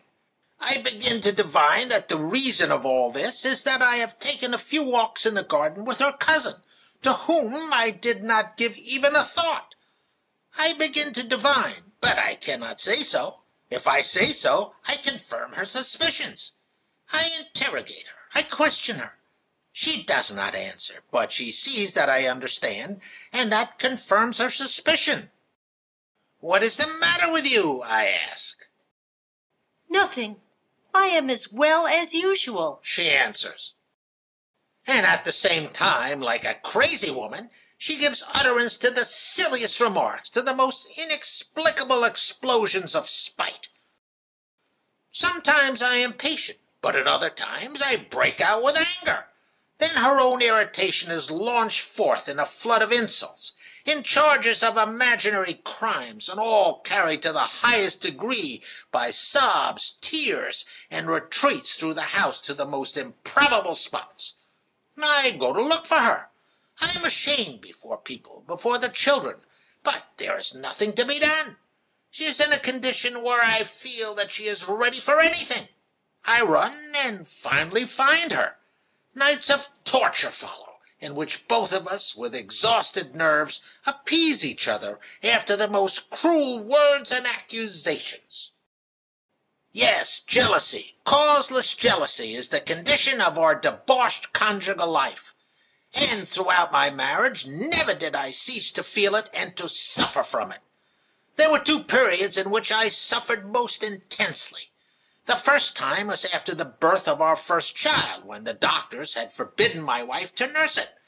I was particularly jealous in the first place because my wife felt that the restlessness peculiar to animal matter when the regular course of life is interrupted without occasion. But especially was I jealous because, having seen with what facility she had thrown off her moral duties as a mother, I concluded rightly, though unconsciously, that she would throw off as easily her conjugal duties, feeling all the surer of this because she was in perfect health, as was shown by the fact that, in spite of the prohibition of the dear doctors, she nursed her following children, and even very well. "I see that you have no love for the doctors," said I, having noticed Posdnicheff's extraordinarily spiteful expression of face and tone of voice whenever he spoke of them. It is not a question of loving them or of not loving them. They have ruined my life, as they have ruined the lives of thousands of beings before me, and I cannot help connecting the consequences with the cause. I conceive that they desire, like the lawyers and the rest, to make money. I would willingly have given them half of my income, and any one would have done it in my place, understanding what they do, if they had consented not to meddle in my conjugal life and to keep themselves at a distance. I have compiled no statistics, but I know scores of cases. In reality, they are innumerable, where they have killed, now a child in its mother's womb, asserting positively that the mother could not give birth to it, when the mother could give birth to it very well. Now mothers, under the pretext of a so-called operation. No one has counted these murders, just as no one counted the murders of the Inquisition, because it was supposed that they were committed for the benefit of humanity. Innumerable are the crimes of the doctors, but all these crimes are nothing compared with the materialistic demoralization which they introduce into the world through women. I say nothing of the fact that, if it were to follow their advice, thanks to the microbe which they see everywhere, Humanity, instead of tending to union, would proceed straight to complete disunion. Everybody, according to their doctrine, should isolate himself and never remove from his mouth a syringe filled with phenic acid. Moreover, they have found out now that it does no good. But I would pass over all these things. The supreme poison is the perversion of people, especially of women. One can no longer say now, you live badly, live better.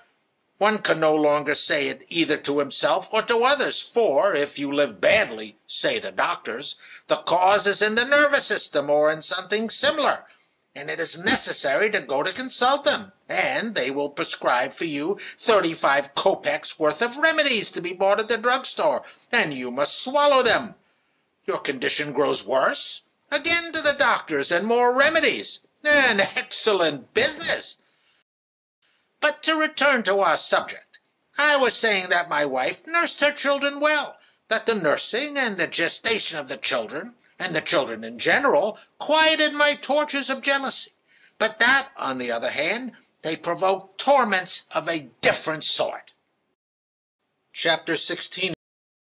The children came rapidly, one after another, and there happened what happens in our society with children and doctors. Yes, children, maternal love, it is a painful thing.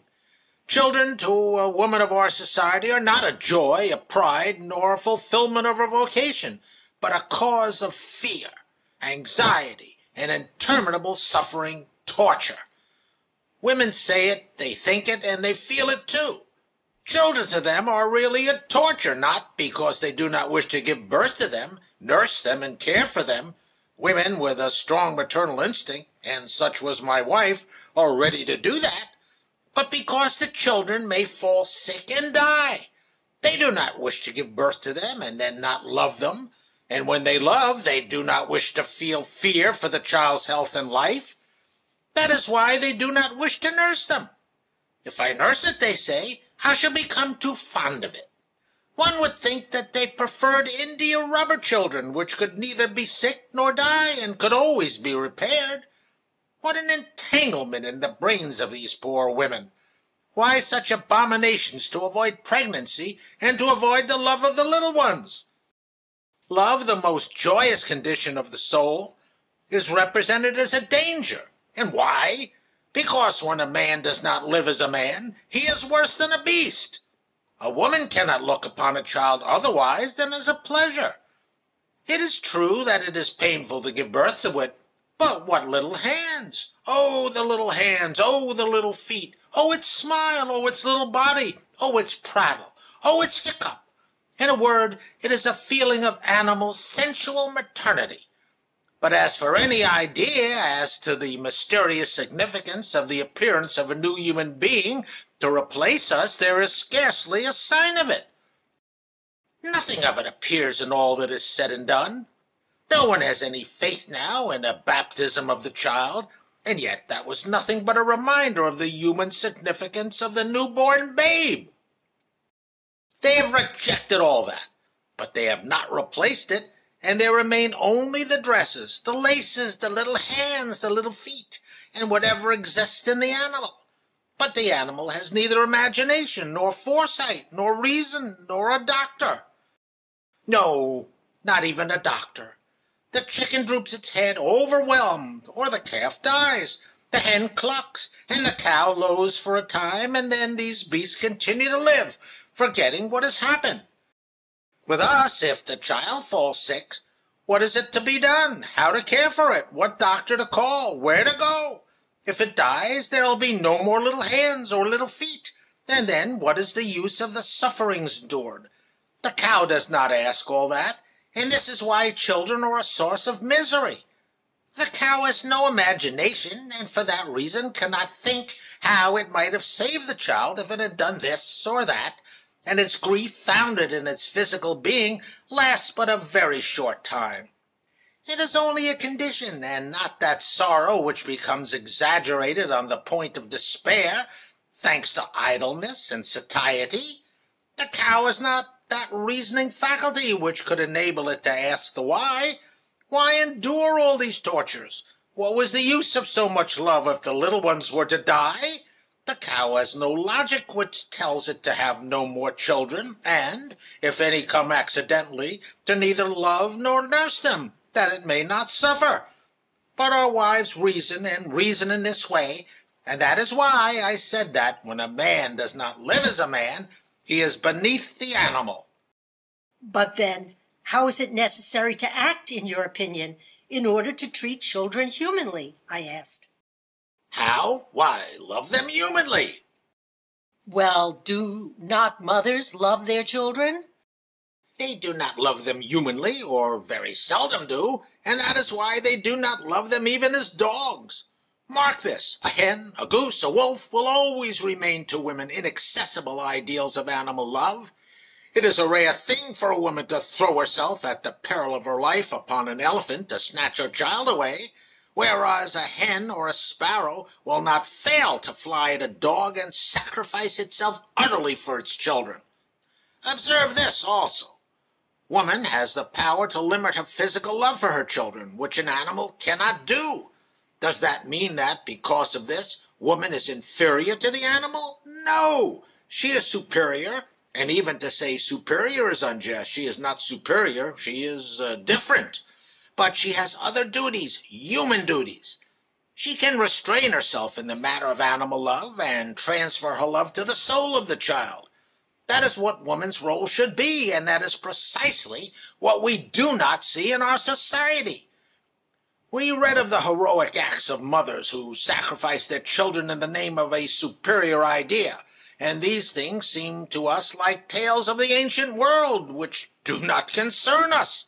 And yet I believe that if the mother has not some ideal in the name of which she can sacrifice the animal feeling, and if this force finds no employment, she will transfer it to chimerical attempts to physically preserve her child, aided in this task by the doctor, and she will suffer as she does suffer. So it was with my wife. Whether there was one child or 5, the feeling remained the same. In fact, it was a little better when there had been 5. Life was always poisoned with fear for the children, not only from their real or imaginary diseases, but even by their simple presence. For my part, at least, throughout my conjugal life, all my interests and all my happiness depended upon the health of my children, their condition, their studies. Children, it is needless to say, are a serious consideration, but all ought to live, and in our days parents can no longer live. Regular life does not exist for them. The whole life of the family hangs by a hair.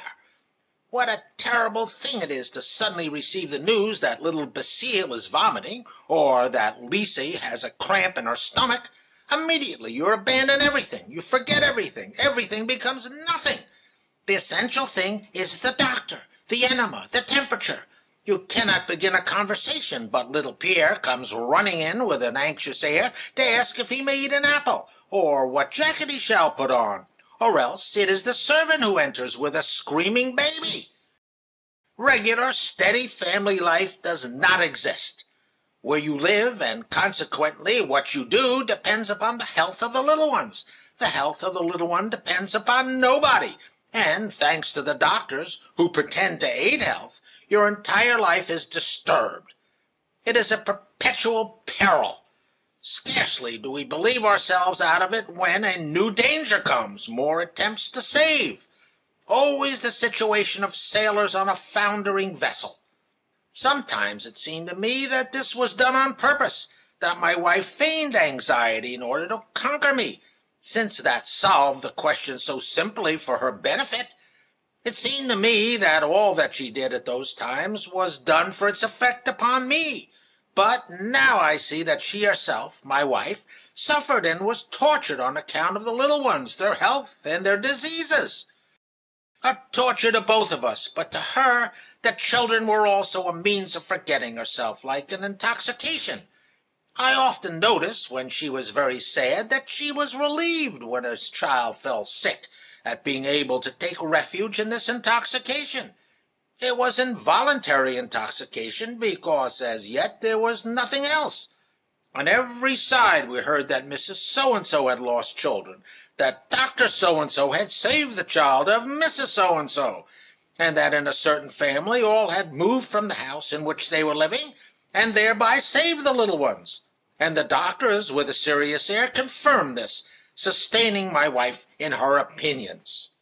She was not prone to fear, but the doctor dropped some word like corruption of the blood, scarlatina, or else, heaven help us, diphtheria, and off she went.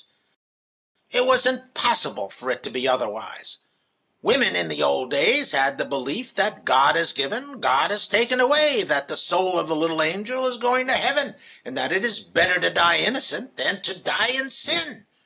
If the women of today had something like this faith, they could endure more peacefully the sickness of their children. But of all that there does not remain even a trace, and yet it is necessary to believe in something. Consequently, they stupidly believe in medicine, and not even in medicine, but in the doctor. One believes in X, another in Z, and like all believers, they do not see the idiocy of their beliefs. They believe cure absurdum, because in reality, if they did not believe in a stupid way, they would see the vanity of all that these brigands prescribe for them.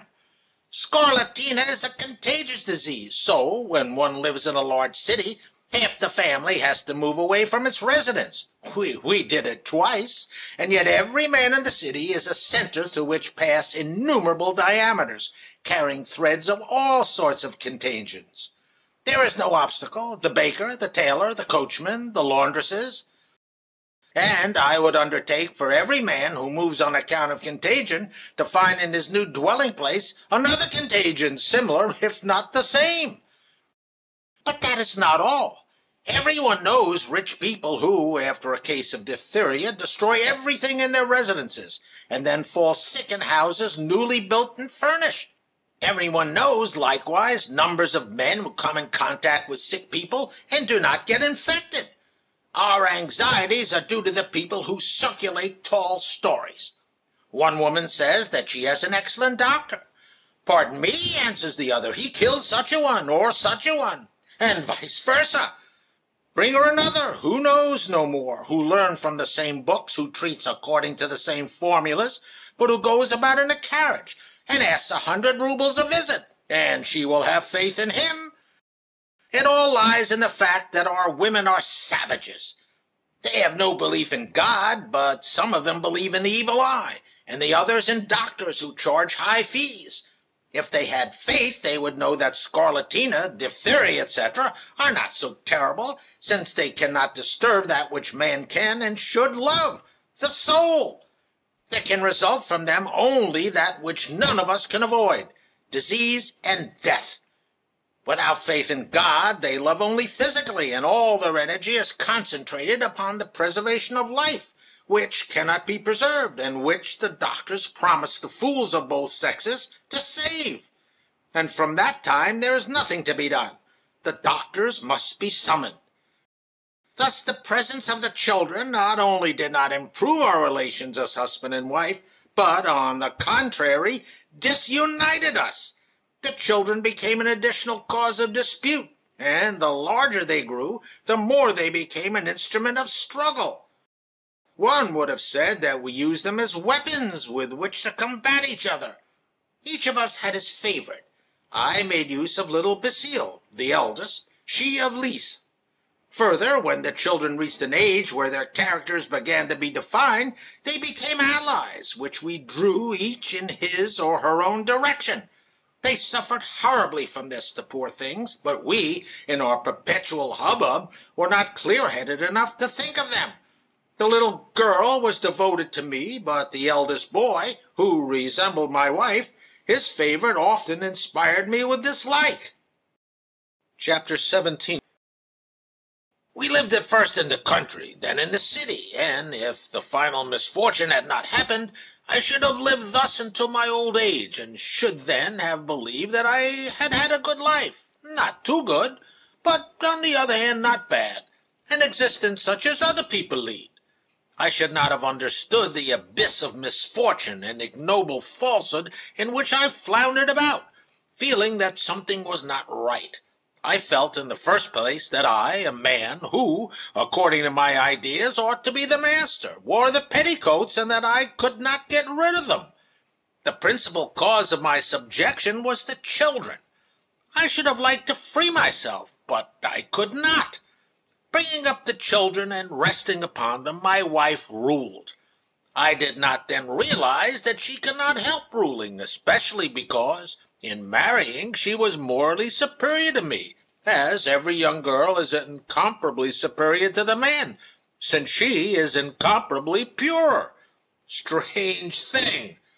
The ordinary wife in our society is a very commonplace person, or worse, selfish, gossiping, whimsical, whereas the ordinary young girl, until the age of 20, is a charming being, ready for anything that is beautiful and lofty. Why is this so? Evidently because husbands pervert them and lower them to their own level. In truth, if boys and girls are born equal, the little girls find themselves in a better situation. In the first place, the young girl is not subjected to the perverting conditions to which we are subjected. She has neither cigarettes, nor wine, nor cards, nor comrades, nor public houses, nor public functions. And then the chief thing is that she is physically pure, and that is why, in marrying, she is superior to her husband. She is superior to man as a young girl, and when she becomes a wife in our society, where there is no need to work in order to live, she becomes superior also by the gravity of the acts of generation, birth, and nursing.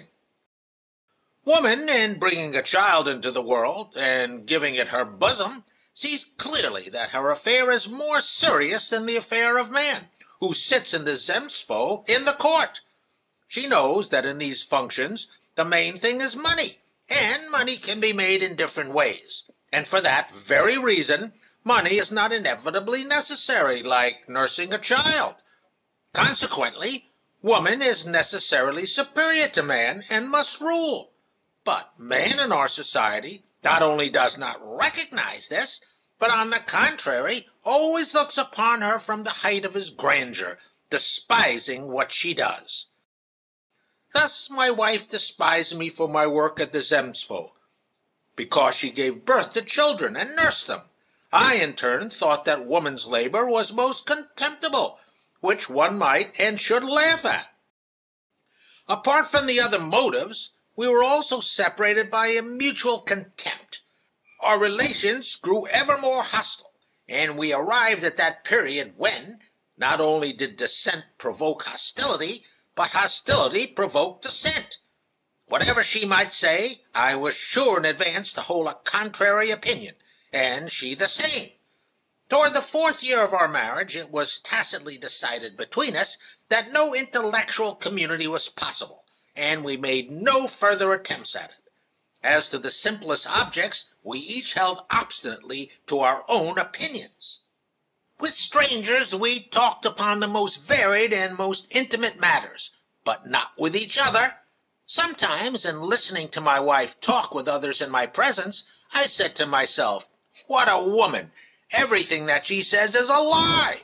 And I was astonished that the person with whom she was conversing did not see that she was lying. When we were together, we were condemned to silence, or to conversations which, I am sure, might have been carried on by animals. "What time is it?" "It is bedtime." "What is there for dinner today?" "Where shall we go?" "What is there in the newspaper?" "The doctor must be sent for. Lise has a sore throat." Unless we kept within the extremely narrow limits of such conversation, irritation was sure to ensue. The presence of a third person relieved us, for through an intermediary we could still communicate. She probably believed that she was always right. As for me, in my own eyes, I was a saint beside her. The periods of what we call love arrived as often as formerly. They were more brutal, without refinement, without ornament, but they were short and generally followed by periods of irritation without cause, irritation fed by the most trivial pretexts. We had spats about the coffee, the tablecloth, the carriage, games of cards, trifles, in short, which could not be of the least importance to either of us. As for me, a terrible execration was continually boiling up within me. I watched her pour the tea, swing her foot, lift her spoon to her mouth, and blow upon the hot liquids or sip them, and I detested her as if these had been so many crimes.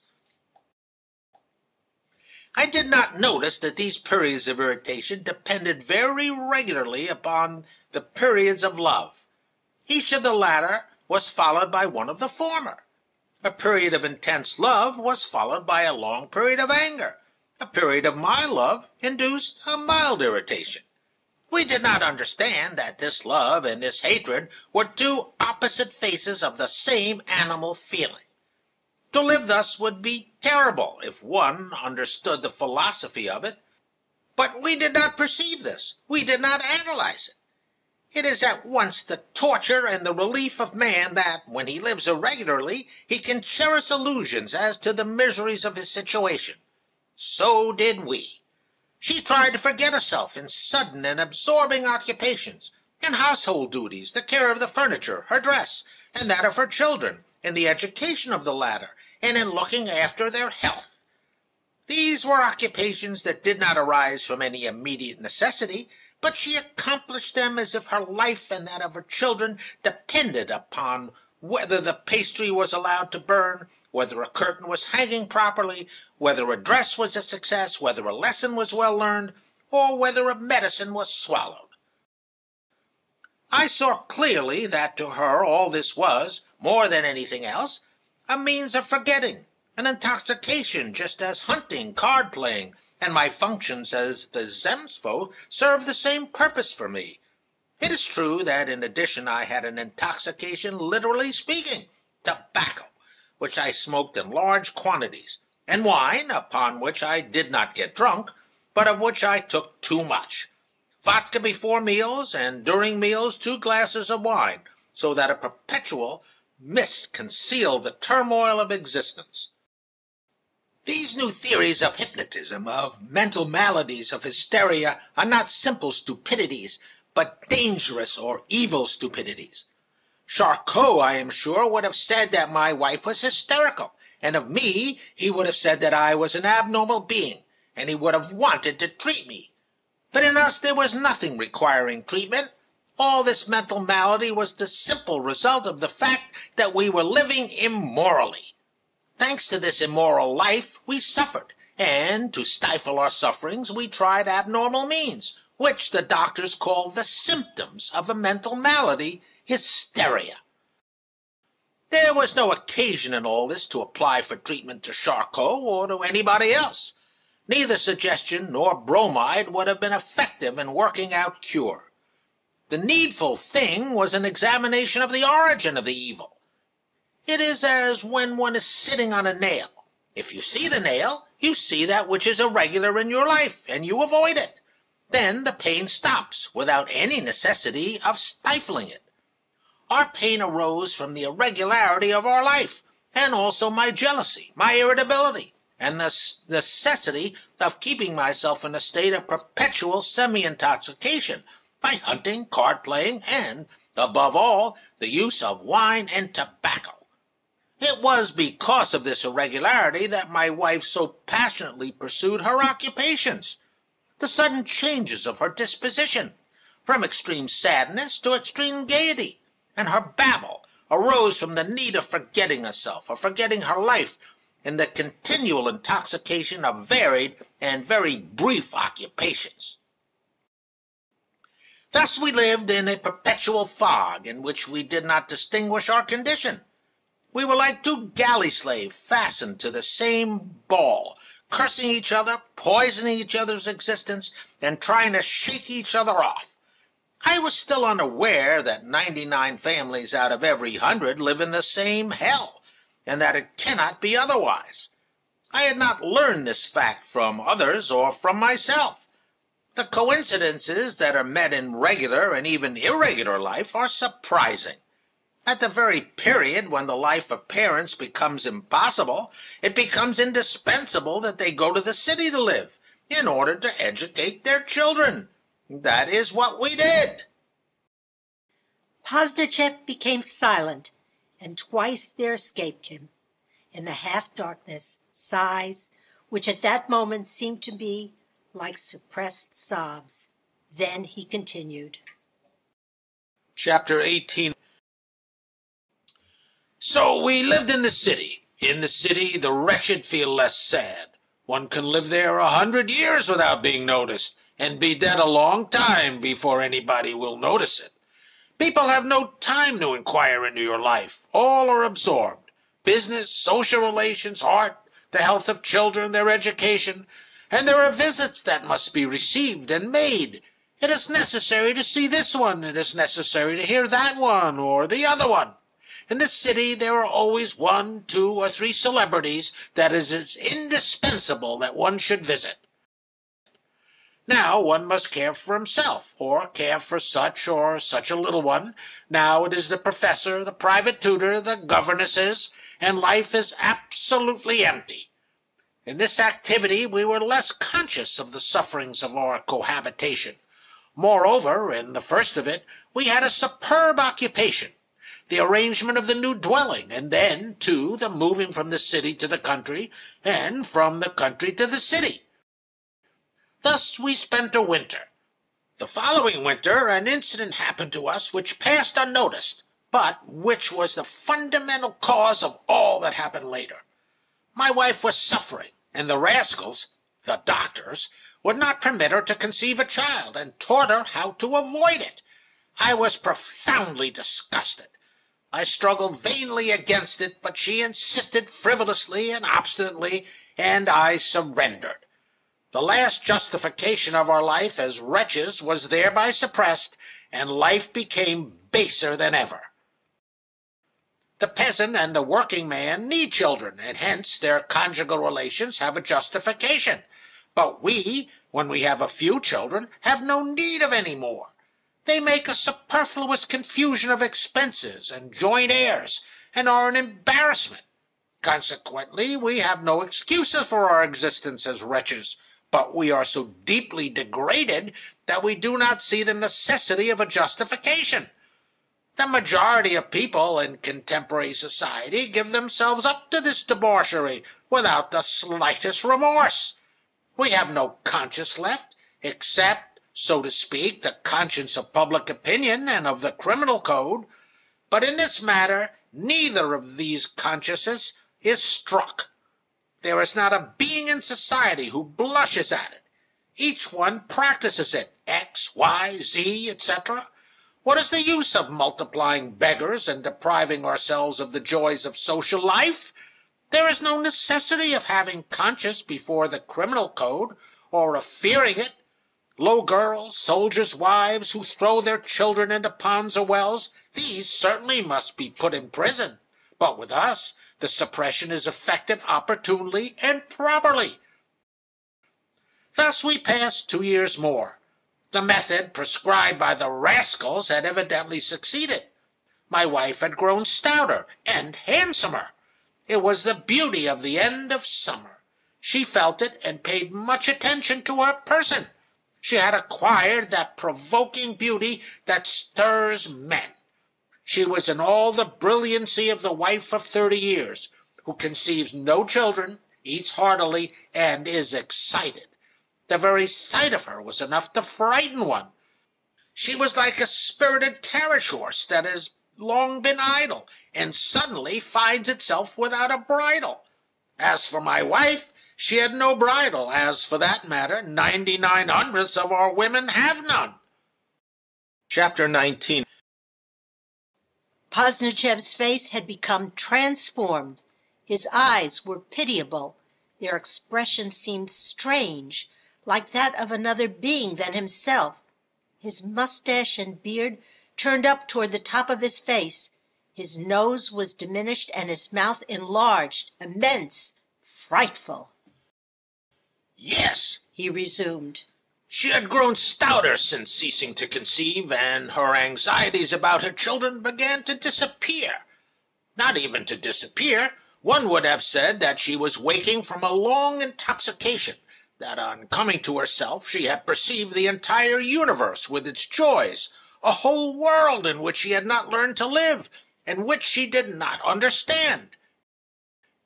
If only this world shall not vanish! When time is past, when old age comes, one cannot recover it. Thus, I believe, she thought, or rather felt. Moreover, she could neither think nor feel otherwise. She had been brought up in this idea that there is in the world but one thing worthy of attention, love. In marrying, she had known something of this love, but very far from everything that she had understood as promised her, everything that she expected. How many disillusions, how much suffering, and an unexpected torture, the children. This torture had told upon her, and then, thanks to the obliging doctor, she had learned that it is possible to avoid having children. That had made her glad. She had tried, and she was now revived for the only thing that she knew, for love. But love with a husband polluted by jealousy and ill nature was no longer her ideal. She began to think of some other tenderness. At least, that is what I thought. She looked about her as if expecting some event or some being. I noticed it, and I could not help being anxious. Always now it happened that, in talking with me through a third party, that is, in talking with others, but with the intention that I should hear, she boldly expressed, not thinking that an hour before she had said the opposite, half joking, half seriously, this idea that maternal anxieties are a delusion, that it is not worth while to sacrifice one's life to children. When one is young, it is necessary to enjoy life. So she occupied herself less with the children, not with the same intensity as formerly, and paid more and more attention to herself, to her face, although she concealed it, to her pleasures, and even to her perfection from the worldly point of view. She began to devote herself passionately to the piano, which had formerly stood forgotten in the corner. There at the piano began the adventure. The man appeared.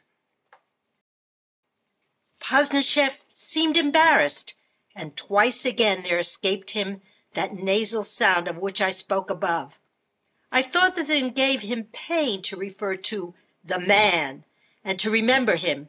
He made an effort as if to break down the obstacle that embarrassed him, and continued with determination. He was a bad man in my eyes, and not because he has played such an important role in my life, but because he was really such. For the rest, from the fact that he was bad, we must conclude that he was irresponsible. He was a musician, a violinist, not a professional musician, but half man of the world, half artist. His father, a country proprietor, was a neighbor of my father's. The father had become ruined, and the children, 3 boys, were all sent away. Our man, the youngest, was sent to his godmother at Paris. There they placed him in the conservatory, for he showed a taste for music. He came out a violinist, and played in concerts. On the point of speaking evil of the other, Posnicheff checked himself, stopped, and said suddenly, In truth, I know not how he lived. I only know that year he came to Russia, and came to see me. Moist eyes of almond shape, smiling red lips, a little mustache well waxed, hair brushed in the latest fashion, a vulgarly pretty face, what the women call not bad, feebly built physically, but with no deformity, with hips as broad as a woman's, correct and insinuating himself into the familiarity of people as far as possible, but having that keen sense that quickly detects a false step and retires in reason. A man, in short, observant of the external rules of dignity, with that special Parisianism that is revealed in buttoned boots, a gaudy cravat, and that something which foreigners pick up in Paris, and which, in its peculiarity and novelty, always has an influence on our women.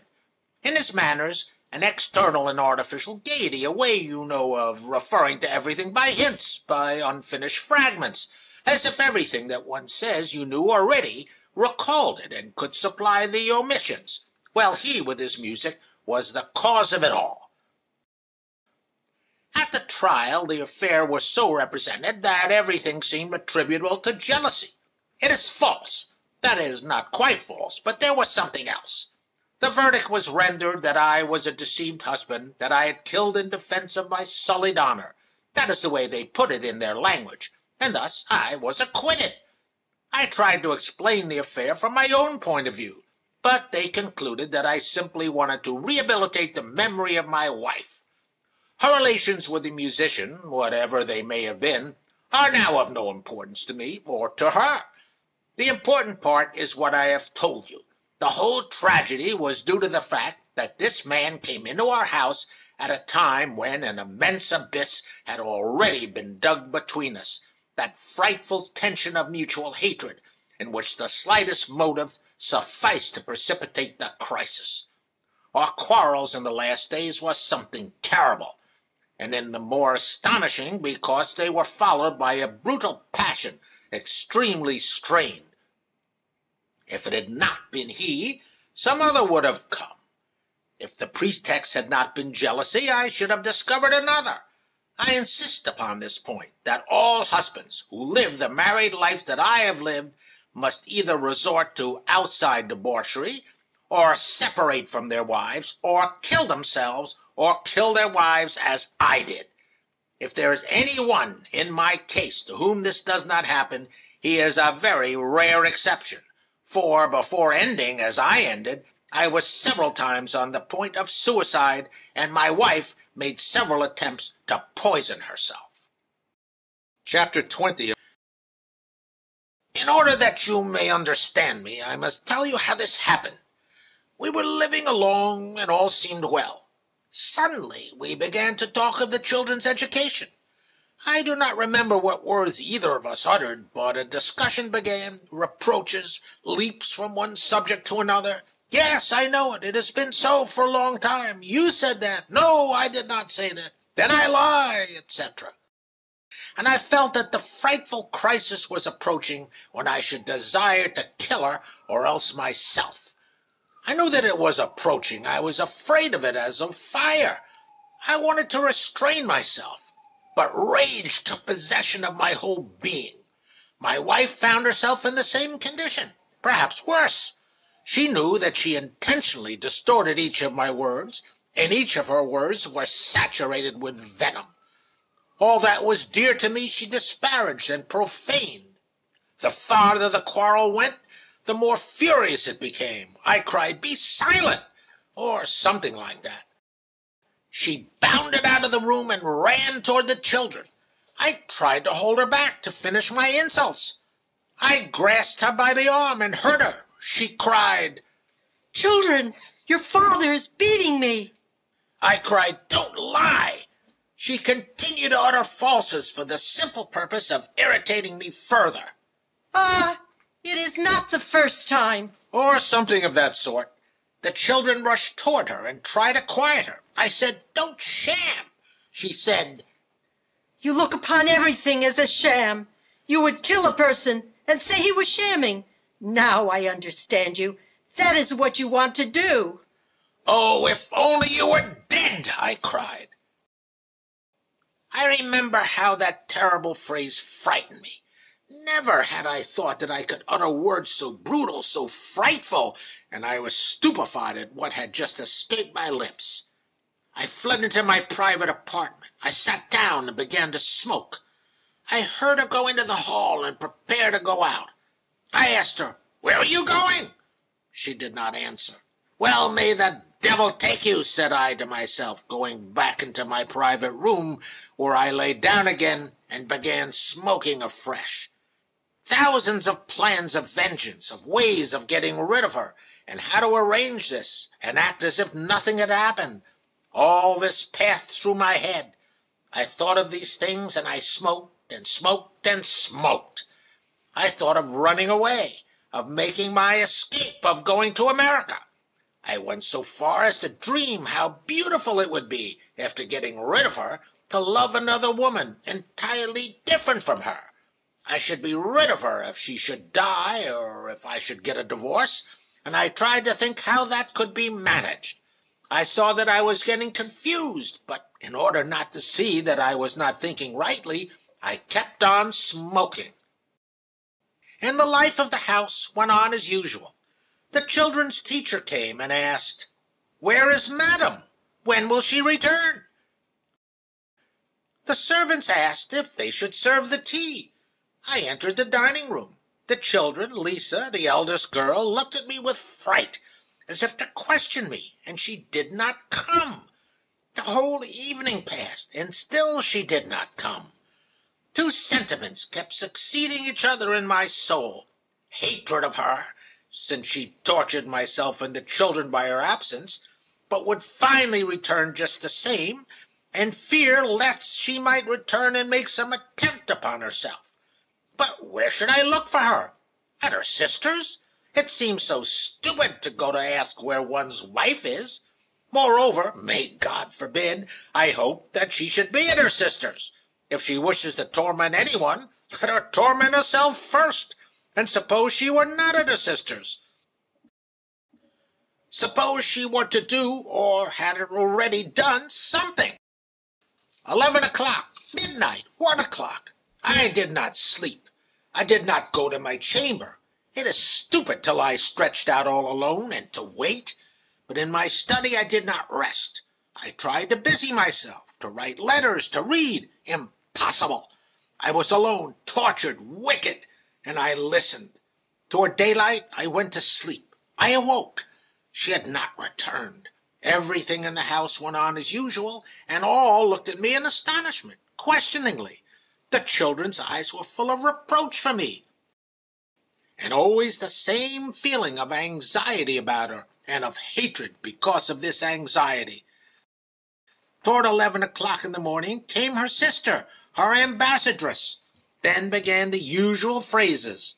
She is in a terrible state. What is the matter? Why, nothing has happened. I spoke of her asperity of character, and I added that I had done nothing, and that I would not take the first step. If she wants a divorce, so much the better. My sister-in-law would not listen to this idea, and went away without having gained anything.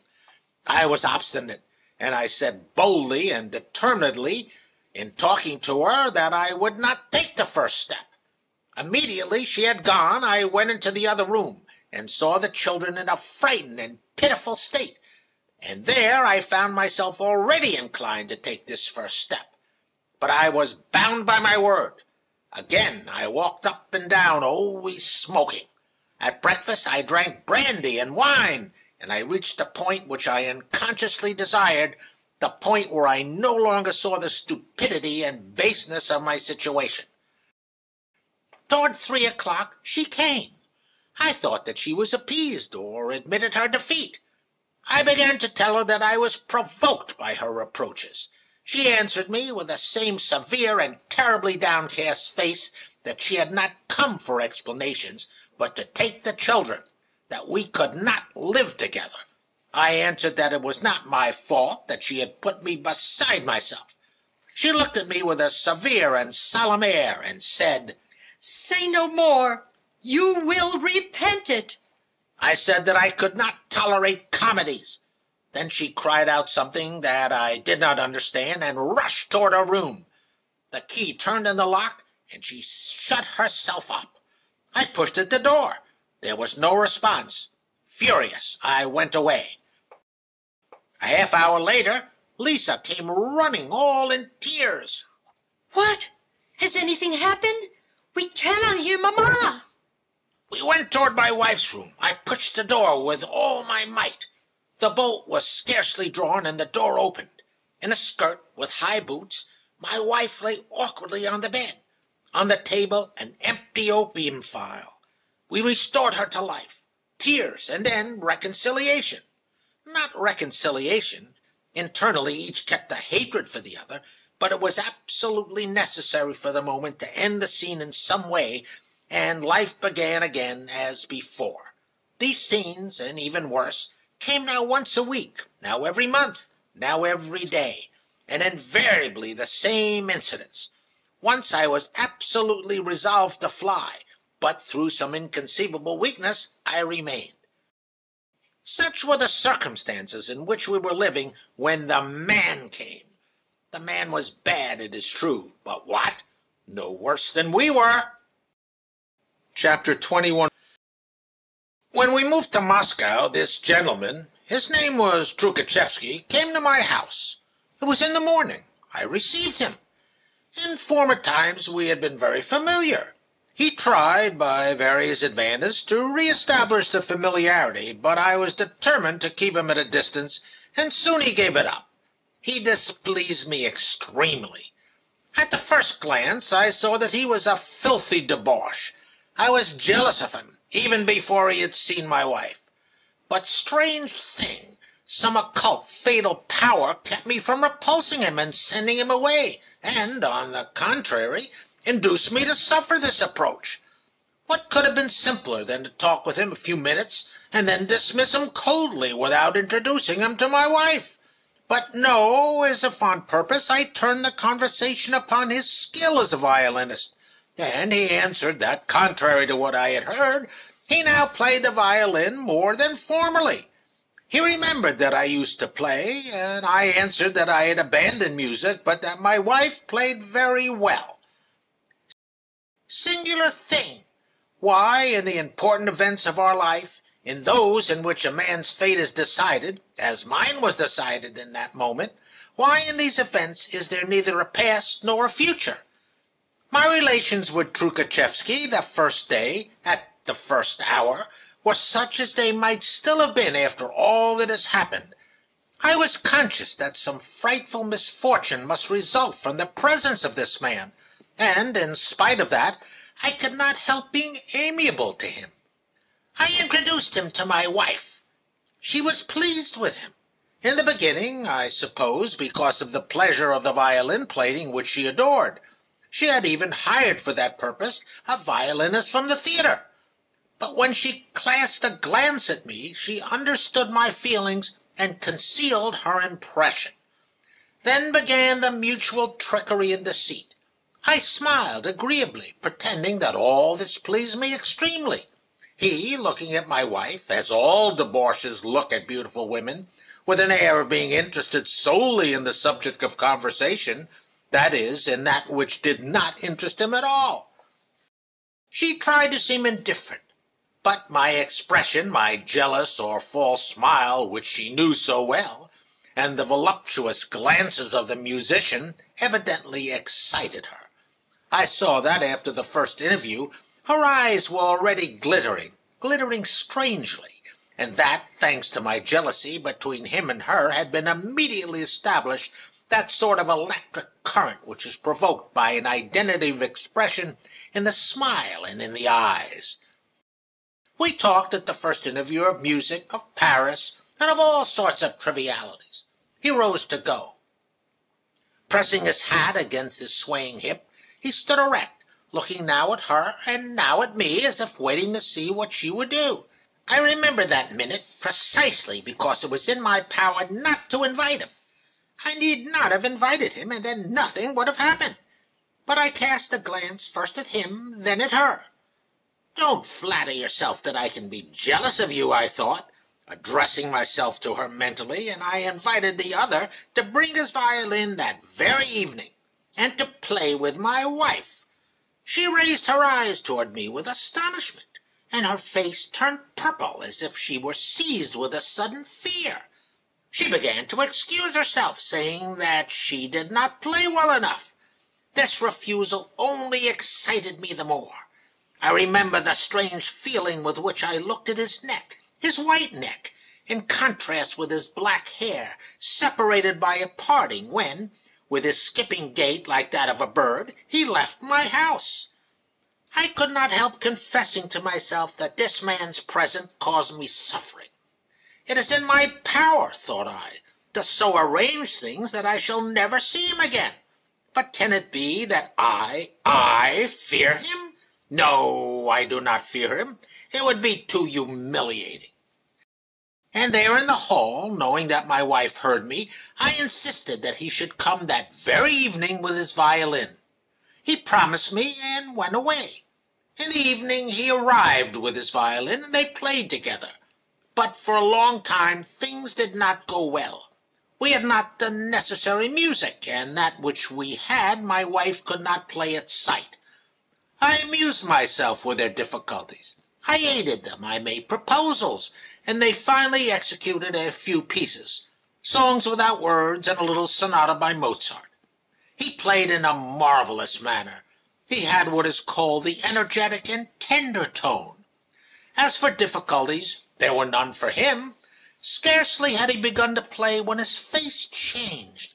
He became serious and much more sympathetic. He was, it is needless to say, much stronger than my wife. He helped her, he advised her simply and naturally, and at the same time played his game with courtesy. My wife seemed interested only in the music. She was very simple and agreeable.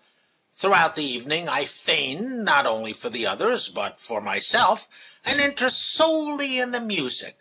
Really, I was continually tortured by jealousy. From the first minute that the musician's eyes met those of my wife, I saw that he did not regard her as a disagreeable woman, with whom, on occasion, it would be unpleasant to enter into intimate relations. If I had been pure, I should not have dreamed of what he might think of her. But I looked at women, and that is why I understood him, and was in torture.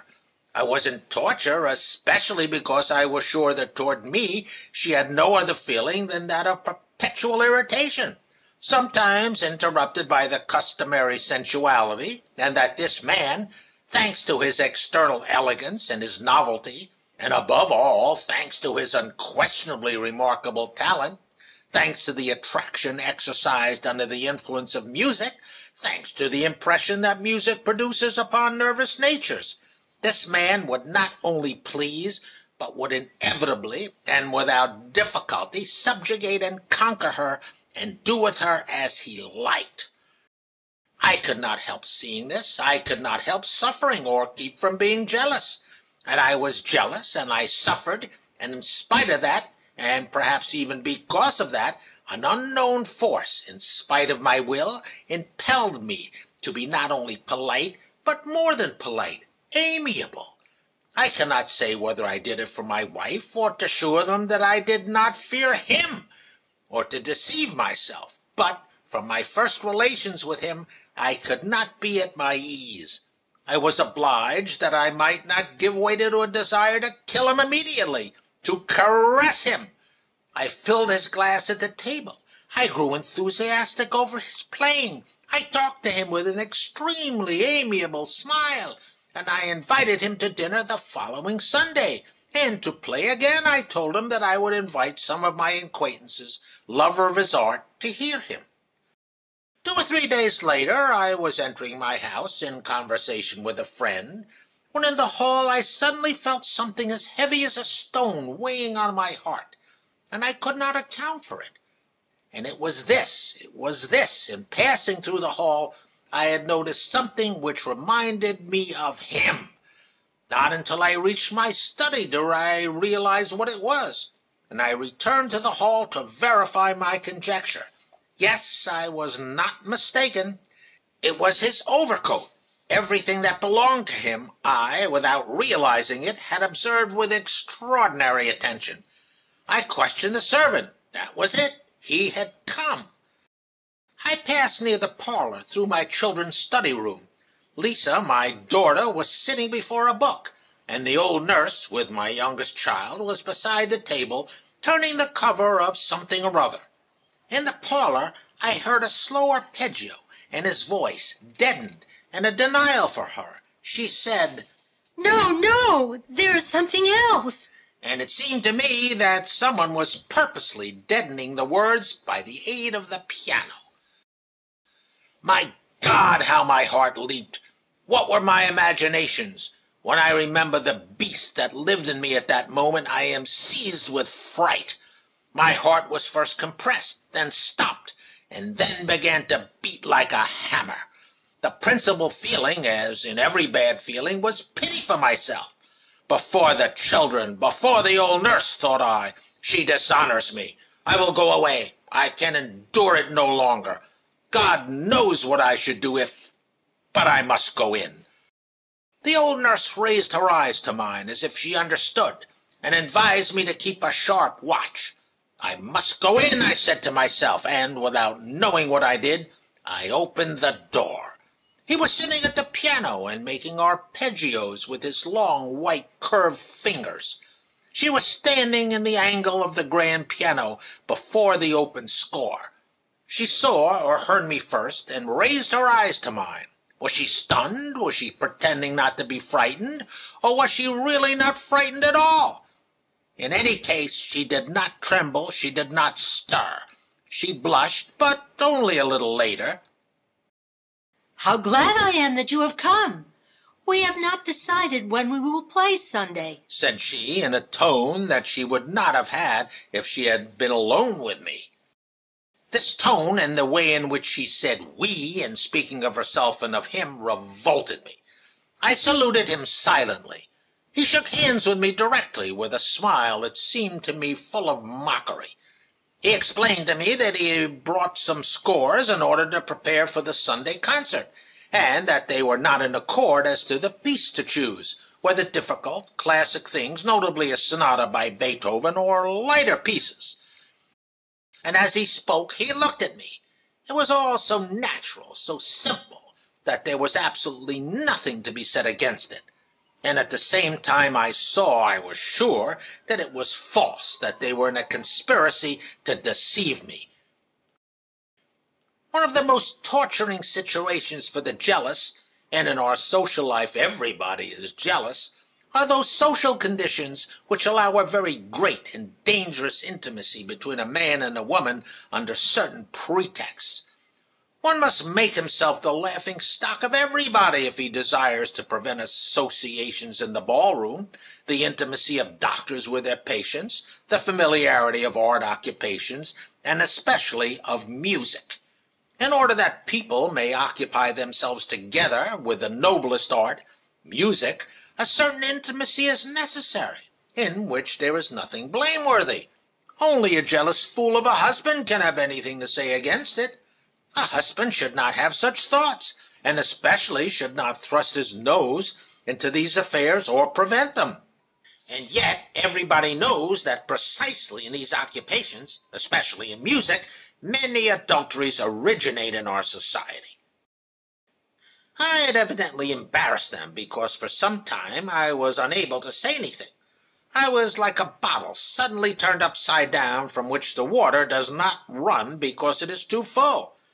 I wanted to insult the man and to drive him away, but I could do nothing of the kind. On the contrary, I felt that I was disturbing them, and that it was my fault. I made a presence of approving everything, this time also, thanks to that strange feeling that forced me to treat him the more amiably in proportion as his presence was more painful to me. I said that I trusted to his taste, and I advised my wife to do the same. He remained just as long as it was necessary in order to efface the unpleasant impression of my abrupt entrance with a frightened face. He went away with an air of satisfaction at the conclusions arrived at. As for me, I was perfectly sure that, in comparison with that which preoccupied them, the question of music was indifferent to them. I accompanied him with a special courtesy to the hall. How can one help accompanying a man who has come to disturb your tranquillity and ruin the happiness of the entire family? And I shook his white, soft hand with fervent amiability. Chapter 22. All that day I did not speak to my wife. I could not. Her proximity excited such hatred that I feared myself. At the table she asked me, in presence of the children, when I was to start upon a journey. I was to go the following week to an assembly of the Zemstvo in a neighboring locality. I named the date. She asked me if I would need anything for the journey. I did not answer. I sat silent at the table, and silently I retired to my study. In those last days she never entered my study, especially at that hour. Suddenly I heard her steps, her walk, and then a terribly base idea entered my head that, like the wife of Uri, she wished to conceal a fault already committed, and that it was for this reason that she came to see me at this unseasonable hour. Is it possible, thought I, that she is coming to see me? On hearing her step as it approached, if it is to see me that she is coming, then I'm right. An inexpressible hatred invaded my soul. The steps grew nearer and nearer and nearer yet. Would she pass by and go on to the other room? No, the hinges creaked, and at the door her tall, graceful, languid figure appeared, and her face and her eyes a timidity and insinuating expression which she tried to hide, but which I saw, and of which I understood the meaning. I came near suffocating. Such were my efforts to hold my breath, and, continuing to look at her, I took my cigarette and lighted it. What does this mean? One comes to talk with you, and you go to smoking? And she sat down beside me on the sofa, resting against my shoulder. I recoiled that I might not touch her. I see that you are displeased with what I wish to play on Sunday, said she. I'm not at all displeased, said I. Can I not see? Well, I congratulate you on your clairvoyance. Only to you every baseness is agreeable, and I abhor it. If you are going to swear like a trooper, I am going away. Then go away. Only know that, if the honor of the family is nothing to you, to me it is dear. As for you, the devil take you. What? What is the matter? Go away in the name of God. But she did not go away. Was she pretending not to understand, or did she really not understand what I meant? But she was offended and became angry. You have become absolutely impossible, she began, or some such phrase as that regarding my character, trying as usual to give me as much pain as possible. And what you have done to my sister? She referred to an incident with her sister in which, beside myself, I had uttered brutalities. She knew that tortured me and tried to touch me in that tender spot. Nothing will astonish me. Yes, offended, humiliated, and dishonored, and after that to hold me still responsible, thought I, and suddenly a rage, such a hatred invaded me as I do not remember to have ever felt before. For the first time I desired to express this hatred physically. I leaped upon her, but at the same moment I understood my condition, and I asked myself whether it would be well for me to abandon myself to my fury. And I answered myself that it would be well, that it would frighten her, and instead of resisting, I lashed and spurred myself on, and was glad to feel my anger boiling more and more fiercely. Go away, or I will kill you, I cried purposely, with a frightful voice, and I grasped her by the arm. She did not go away. Then I twisted her arm and pushed her away violently. What is the matter with you? Come to your senses, she shrieked. Go away, roared I, louder than ever, rolling my eyes wildly. It takes you to put me in such a fury. I do not answer for myself. Go away. In abandoning myself to my anger, I became steeped in it, and I wanted to commit some violent act to show the force of my fury. I felt a terrible desire to beat her, to kill her, but I realized that could not be, and I restrained myself. I drew back from her, rushed to the table, grasped the paperweight, and threw it on the floor by her side. I took care to aim a little to one side, and before she disappeared, I did it so that she could see it, I grasped a candlestick, which I also hurled, and then took down the barometer, continuing to shout, Go away! I do not answer for myself. She disappeared, and I immediately ceased my demonstrations. An hour later, the old servant came to me and said that my wife was in a fit of hysterics. I went to see her. She sobbed and laughed, incapable of expressing anything, her whole body in a tremble. She was not shamming, she was really sick. We sent for the doctor, and all night long I cared for her. Toward daylight she grew calmer, and we became reconciled under the influence of that feeling which we called love.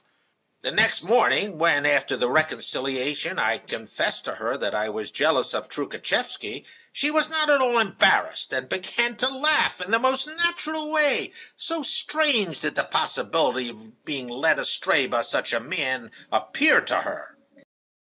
With such a man, can an honest woman entertain any feeling beyond the pleasure of enjoying music with him? But, if you like, I'm ready to never see him again, even on Sunday, although everybody has been invited. Write him that I am indisposed, and that will end the matter. Only one thing annoys me, that anyone could have thought him dangerous.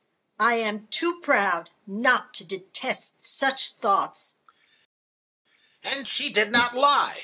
She believed what she said. She hoped by her words to provoke in herself a contempt for him, and thereby to defend herself. But she did not succeed.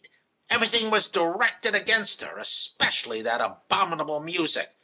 So ended the quarrel, and on Sunday our guests came, and Trukhachevsky and my wife again played together. Chapter 23. I think that it is superfluous to say that I was very vain. If one has no vanity in this life of ours, there's no sufficient reason for living. So for that Sunday I had busied myself in tastefully arranging things for the dinner and the musical soiree. I had purchased myself numerous things for the dinner, and had chosen the guest. Towards 6 o'clock they arrived, and after them Trukhachevsky in his dress coat with diamond shirt studs in bad taste. He bore himself with ease. To all questions he responded promptly, with a smile of contentment and understanding, and that peculiar expression which was intended to mean, "All that you may do and say will be exactly what I expected." Everything about him that was not correct I now noticed with especial pleasure, for it all tended to tranquilize me and prove to me that to my wife he stood in such a degree of inferiority that, as she had told me, she could not stoop to his level. Less because of my wife's assurances than because of the atrocious sufferings which I felt in jealousy, I no longer allowed myself to be jealous. In spite of that, I was not at ease with the musician or with her during the dinner time, and the time that elapsed before the beginning of the music. Involuntarily I followed each of their gestures and looks.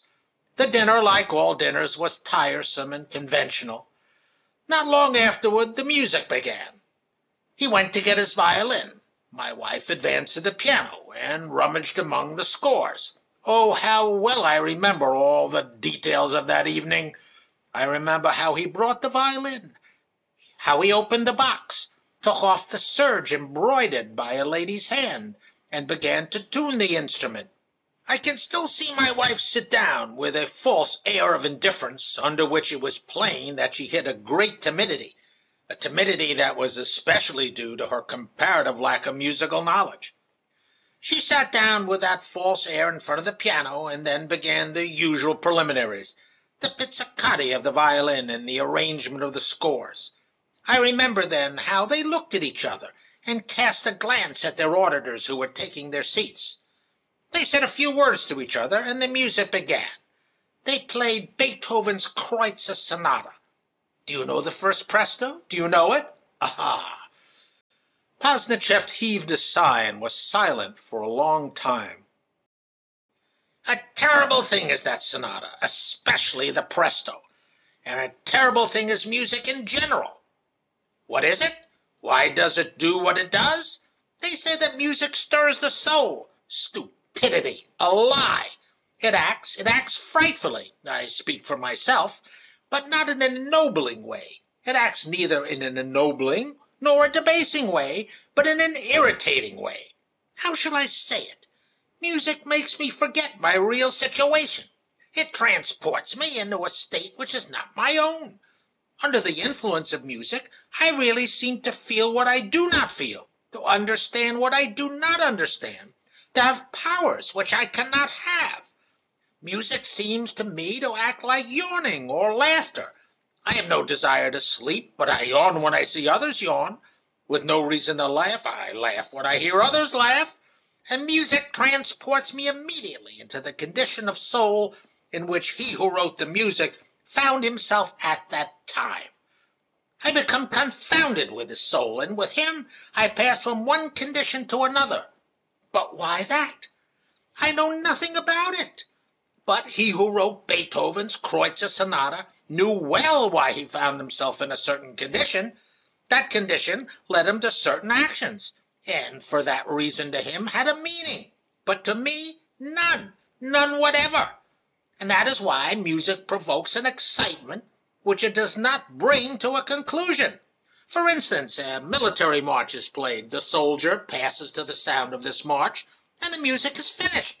A dance is played. I have finished dancing, and the music is finished. A mass is sung. I receive the sacrament, and again the music is finished. But any other music provokes an excitement, and this excitement is not accompanied by the thing that needs properly to be done, and that is why music is so dangerous, and sometimes acts so frightfully. In China, music is under the control of the state, and that is the way it ought to be. Is it admissible that the first comer should hypnotize one or more persons and then do with them as he likes? And especially that the hypnotizer should be the first immoral individual who happens to come along? It is a frightful power in the hands of anyone, no matter whom. For instance, should they be allowed to play this Kreutzer Sonata, the first presto, and there are many like it, in parlors, among ladies wearing low-necked dresses, or in concerts, then finish the piece, receive the applause, and then begin another piece? These things should be played under certain circumstances, only in cases where it is necessary to incite certain actions corresponding to the music. But to incite an energy of feeling which corresponds to neither the time nor the place, and is expended in nothing, cannot fail to act dangerously. On me in particular, this piece acted in a frightful manner. One would have said that new sentiments, new virtualities of which I was formerly ignorant, had developed in me. Ah, yes, that's it. Not at all as I lived and thought before. This is the right way to live. Thus I spoke to my soul as I listened to that music. What was this new thing that I thus learned, that I did not realize, but the consciousness of this indefinite state filled me with joy? In that state there was no room for jealousy. The same faces, and among them he and my wife, I saw in a different light. This music transported me into an unknown world, where there was no room for jealousy. Jealousy and the feelings that provoke it seemed to me trivialities, nor worth thinking of. After the presto followed the andante, not very new, with commonplace variations and the feeble finale. Then they played more at the request of the guests, first an elegy by Ernst, and then various other pieces. They were all very well, but did not produce upon me a tenth part of the impression that the opening piece did. I felt light and gay throughout the evening. As for my wife, never had I seen her as she was that night. Those brilliant eyes, that severity and majestic expression while she was playing, and then that utter languor, that weak, pitiable, and happy smile after she had finished. I saw them all and attached no importance to them, believing that she felt as I did, that to her, as to me, new sentiments had been revealed as through a fog. During almost the whole evening I was not jealous. 2 days later I was to start for the assembly of the Zemstvo, and for that reason, on taking leave of me and carrying all his scores with him, Tukhachevsky asked me when I should return. I inferred from that he believed it impossible to come to my house during my absence, and that was agreeable to me. Now I was not to return before his departure from the city, so we bade each other a definite farewell. For the first time I shook his hand with pleasure, and thanked him for the satisfaction that he had given me. He likewise took leave of my wife, and their parting seemed to me very natural and proper. All went marvelously. My wife and I retired, well satisfied with the evening. We talked of our impressions in a general way, and we were nearer together and more friendly than we had been for a long time. Chapter 24. 2 days later I started for the assembly, having bid farewell to my wife in an excellent and tranquil state of mind. In the district there was always much to be done. It was a world and a life apart.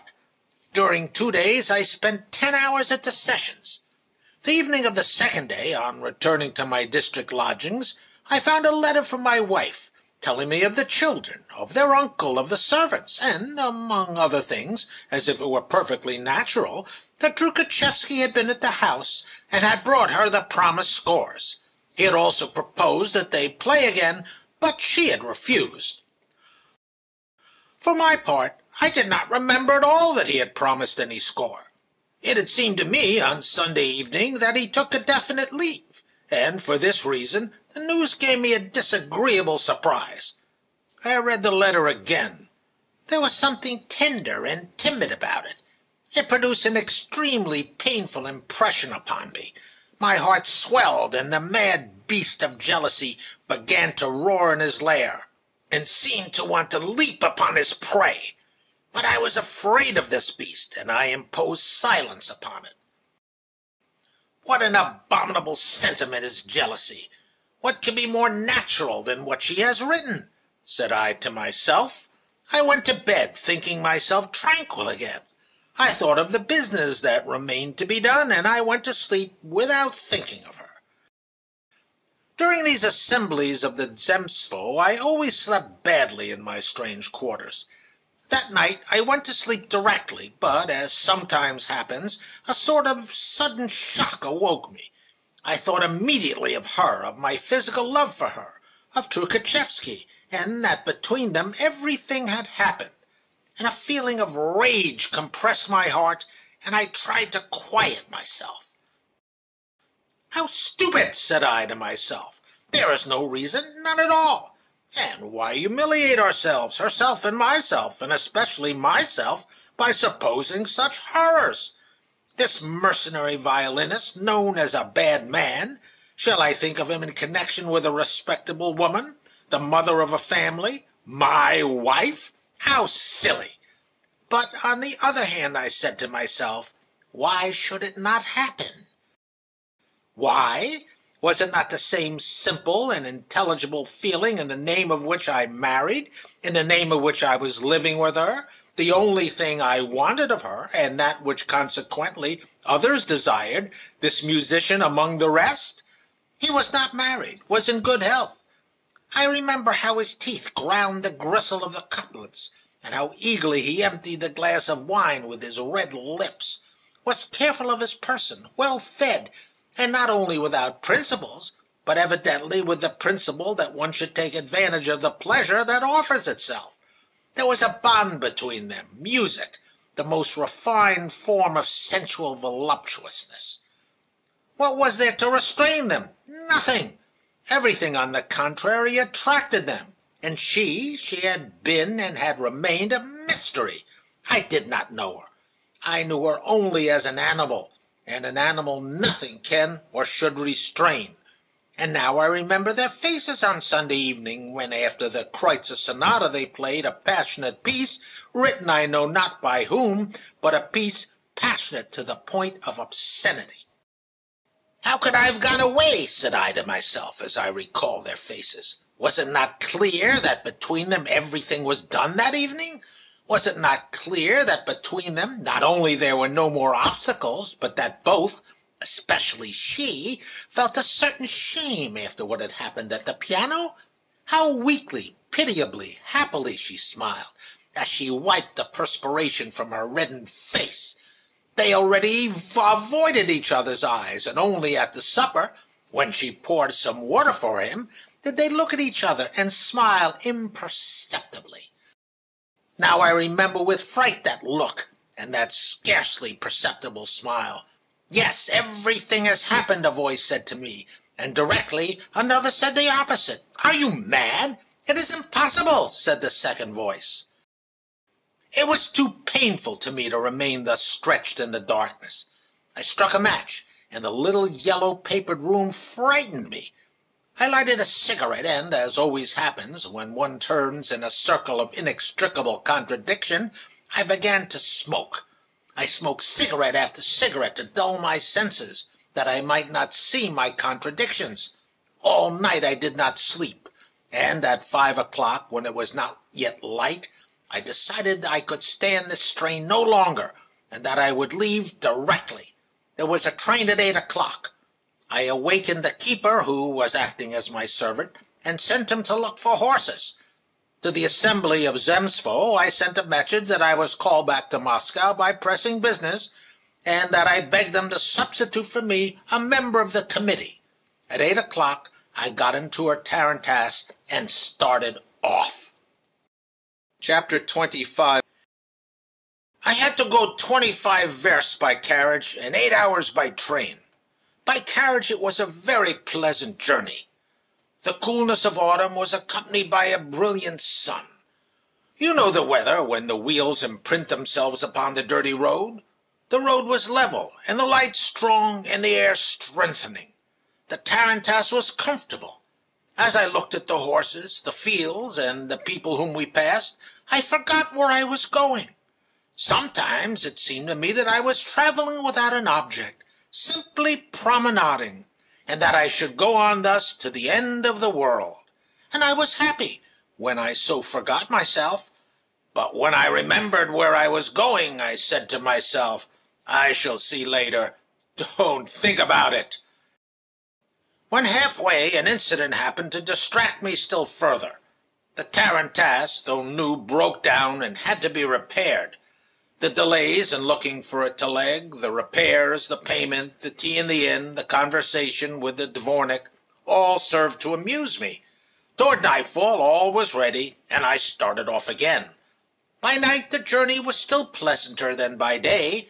The moon in its first quarter, a slight frost, the roads still in good condition, the horses, the sprightly coachman, all served to put me in good spirits. I scarcely thought of what awaited me, and was gay, perhaps, because of the very thing that awaited me, and because I was about to say farewell to the joys of life. But this tranquil state, the power of conquering my preoccupation, all ended with the carriage drive. Scarcely had I entered the cars when the other thing began. Those 8 hours on the rail were so terrible to me that I shall never forget them in my life. Was it because on entering the car I had a vivid imagination of having already arrived, or because the railway acts upon people in such an exciting fashion? At any rate, after boarding the train, I could no longer control my imagination, which incessantly, with extraordinary vivacity, drew pictures before my eyes, each more cynical than its predecessor, which kindled my jealousy. And always the same things about what was happening at home during my absence. I burned with indignation, with rage, and with a peculiar feeling which steeped me in humiliation as I contemplated these pictures. And I could not tear myself out of this condition. I could not help looking at them. I could not efface them. I could not keep from evoking them.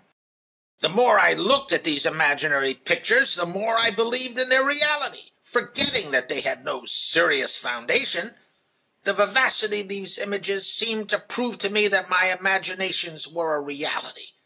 One would have said that a demon, against my will, was inventing and breathing into me the most terrible fictions.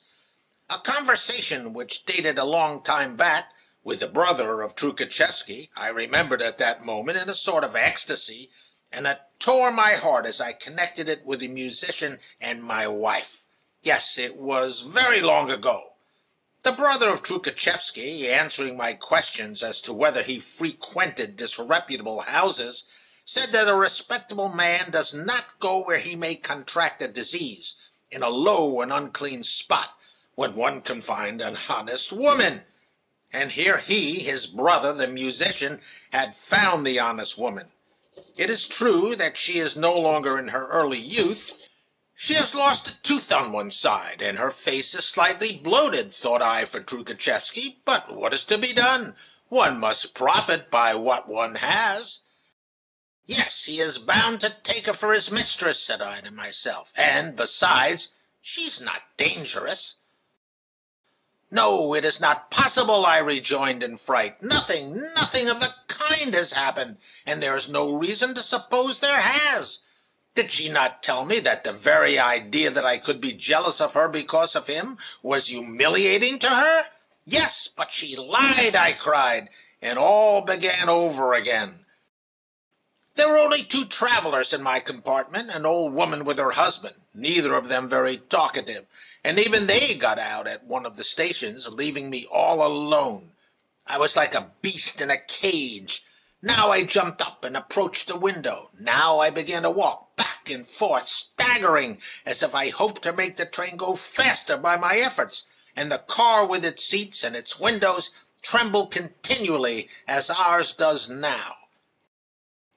And Pazdachev rose abruptly, took a few steps, and sat down again. Oh, I am afraid of railway carriages. Fear seizes me.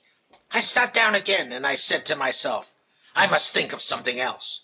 For instance, of the innkeeper at whose house I took tea. And then, in my imagination, arose the dvornik with his long beard and his grandson, a little fellow of the same age as my little Basile. My little Basile, my little Basile! He will see the musician kiss his mother. What thoughts will pass through his poor soul? But what does that matter to her? She loves. And again it all began, the circle of the same thoughts. I suffered so much that at last I did not know what to do with myself, and an idea passed through my head that pleased me much. To get out upon the rails, throw myself under the cars, and thus finish everything. One thing prevented me from doing so. It was pity. It was pity for myself, evoking at the same time a hatred for her, for him, but not so much for him. Toward him I felt a strange sentiment of my humiliation and his victory, but toward her a terrible hatred. But I cannot kill myself and leave her free. She must suffer.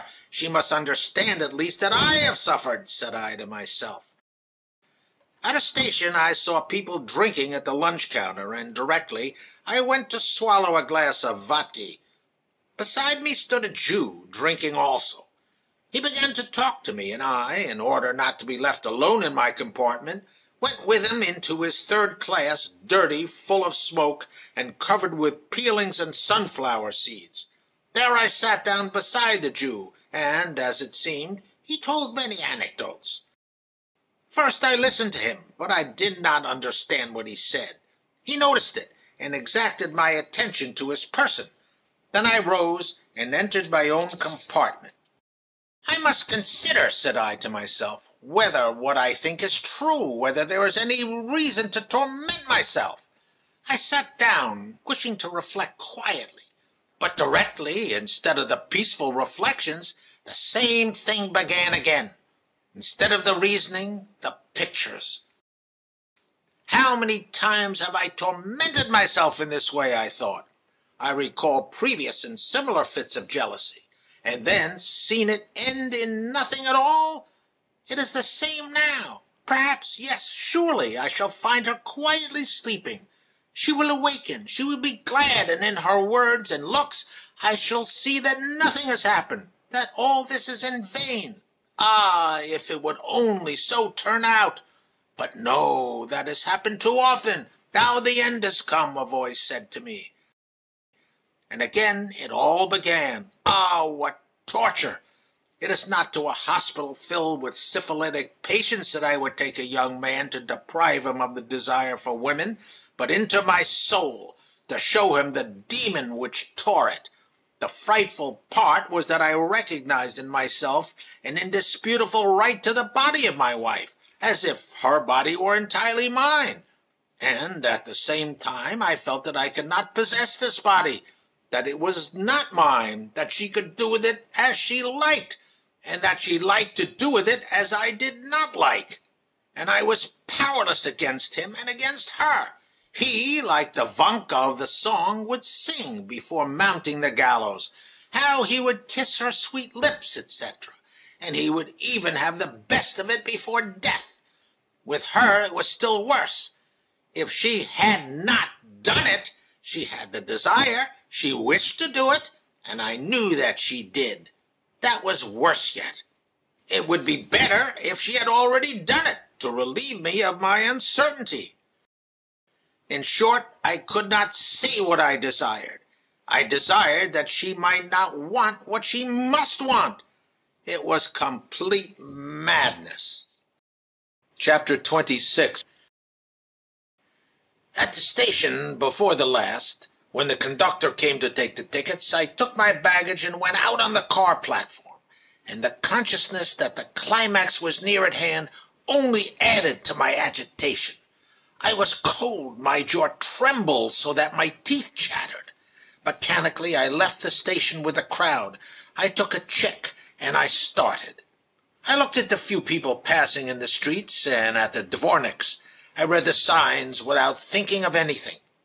After going half a verst, my feet began to feel cold, and I remembered that in the car I had taken off my woolen socks and had put them in my traveling bag. Where had I put the bag? Was it with me? Yes. In the basket? I bethought myself that I had totally forgotten my baggage. I took out my check and then decided it was not worthwhile to return. I continued on my way. In spite of all my efforts to remember, I cannot at this moment make out why I was in such a hurry. I know only that I was conscious that a serious and menacing event was approaching in my life. It was a case of real autosuggestion. Was it so serious because I thought it so? Or had I a presentiment? I do not know. Perhaps, too, after what has happened, all previous events have taken on a lugubrious tint in my memory. I arrived at the steps. It was an hour past midnight. A few izvotchiks were before the door awaiting customers, attracted by the lighted windows. The lighted windows were those of our parlor and reception room. Without trying to account for this late illumination, I went up the steps, always with the same expectation of something terrible, and I rang. The servant, a good, industrious, and very stupid being named Gregor, opened the door. The first thing that leaped to my eyes in the hall, on the hat-stand, among other garments, was an overcoat. I ought to have been astonished, but I was not astonished. I expected it. That's it, I said to myself. When I had asked Gregor who was there, and he had named Trukhachevsky, I inquired whether there were other visitors. He answered, nobody. I remember the air with which he said that, with a tone that was intended to give me pleasure and dissipate my doubts. That's it, I had the air of saying to myself. And the children? Thank God they are very well. They went to sleep long ago. I scarcely breathed, and I could not keep my jaw from trembling. Then it was not as I thought. I had often before returned home with the thought that a misfortune had awaited me, but had been mistaken, and everything was going on as usual. But now things were not going on as usual. All that I had imagined, all that I had believed to be chimeras, all really existed. Here was the truth. I was on the point of sobbing, but straightway the demon whispered in my ear, weep and be sentimental, and they will separate quietly, and there will be no proofs, and all your life you will doubt and suffer. And pity for myself vanished, and there remained only the bestial need of some adroit, cunning, and energetic action. I became a beast, an intelligent beast. No, said I to Gregor, who was about to announce my arrival. Do this, take a carriage, and go at once for my baggage. Here is the check. Start. He went along the hall to get his overcoat. Fearing lest he might frighten them, I accompanied him to his little room and waited for him to put on his things. In the dining room could be heard the sound of conversation and the rattling of knives and plates. They were eating. They had not heard the ring. Now, if they only do not go out, I thought. Gregor put on his fur-collared coat and went out. I closed the door after him. I felt anxious when I was alone, thinking that directly I should have to act. How? I did not yet know. I knew only that all was ended, that there could be no doubt of his innocence, and that in an instant my relations with her were going to be terminated. Before, I had still doubts. I said to myself, perhaps this is not true. Perhaps I am mistaken. Now all doubt had disappeared. All was decided irrevocably. Secretly, all alone with him at night. It is a violation of all duties. Or, worse yet, she may make a show of that audacity, of that insolence in crime, which, by its excess, tends to prove innocence. All is clear, no doubt. I feared but one thing, that they might run in different directions, that they might invent some new lie and thus deprive me of material proof, and of the sorrowful joy of punishing, yes, of executing them. And to surprise them more quickly, I started on tiptoe for the dining-room, not through the parlor, but through the hall and the children's rooms. In the first room slept the little boy. In the second, the old nurse moved in her bed and seemed on the point of waking, and I wondered what she would think when she knew all. And pity for myself gave me such a pang that I could not keep the tears back. Not to wake the children, I ran lightly through the hall into my study. I dropped upon the sofa and sobbed. I, an honest man, I, the son of my parents, who all my life long have dreamed of family happiness, I, who have never betrayed. And here my 5 children, and she embracing a musician because he has red lips. No, she is not a woman. She is a bitch, a dirty bitch. Beside the chamber of the children, whom has she pretended to love all her life? And then to think of what she wrote me. How do I know? Perhaps it has always been thus. Perhaps all these children, supposed to be mine, are the children of my servants. And if I had arrived tomorrow, she would have come to meet me with her coiffure, with her corsage, her indolent and graceful movements, and I see her attractive and ignoble features, and this jealous animal would have remained forever in my heart, tearing it. What will the old nurse say? And Gregor? And the poor little Lisa? She already understands things, and this impudence, this falsehood, this bestial sensuality that I know so well, I said to myself. I tried to rise. I could not. My heart was beating so violently that I could not hold myself upon my legs. Yes, I shall die of a rush of blood. She will kill me. That is what she wants. What is it to her to kill? But that would be too agreeable to him, and I will not allow him to have this pleasure. Yes, here I am, and there they are. They are laughing. Yes, in spite of the fact that she is no longer in her early youth, he has not disdained her. At any rate, she is by no means ugly, and above all, not dangerous to his dear health, to him. Why did I not stifle her then? Said I to myself as I remembered that other scene of the previous week, when I drove her from my study and broke the furniture. And I recalled the state in which I was then. Not only did I recall it, but I again entered into the same bestial state, and suddenly there came to me a desire to act, and all reasoning, except such as was necessary to action, vanished from my brain, and I was in the condition of a beast, and of a man under the influence of physical excitement, pending a danger, who acts imperturbably without haste, and yet without losing a minute, pursuing a definite object.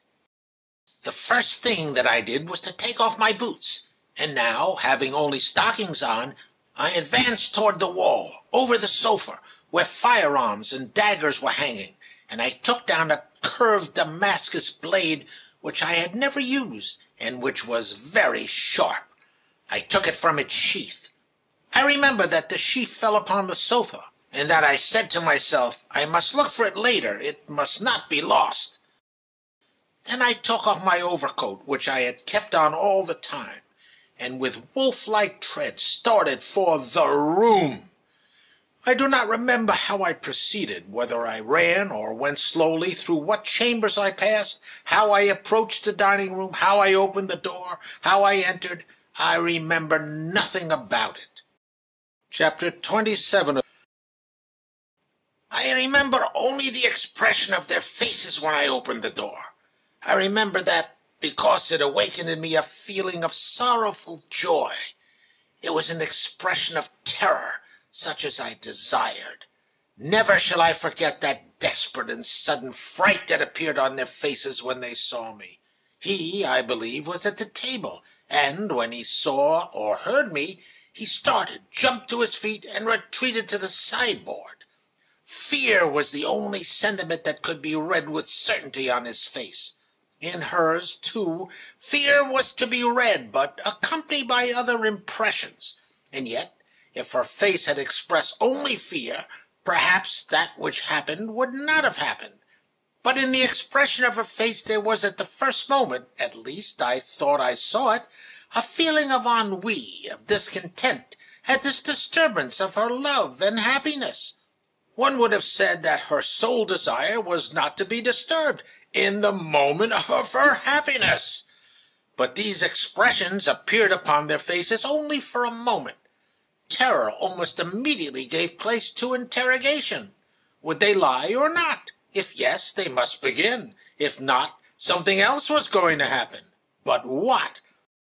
He gave her a questioning glance. On her face the expression of anguish and ennui changed, it seemed to me, when she looked at him, into expression of anxiety for him. For a moment I stood in the doorway, holding the dagger hidden behind my back.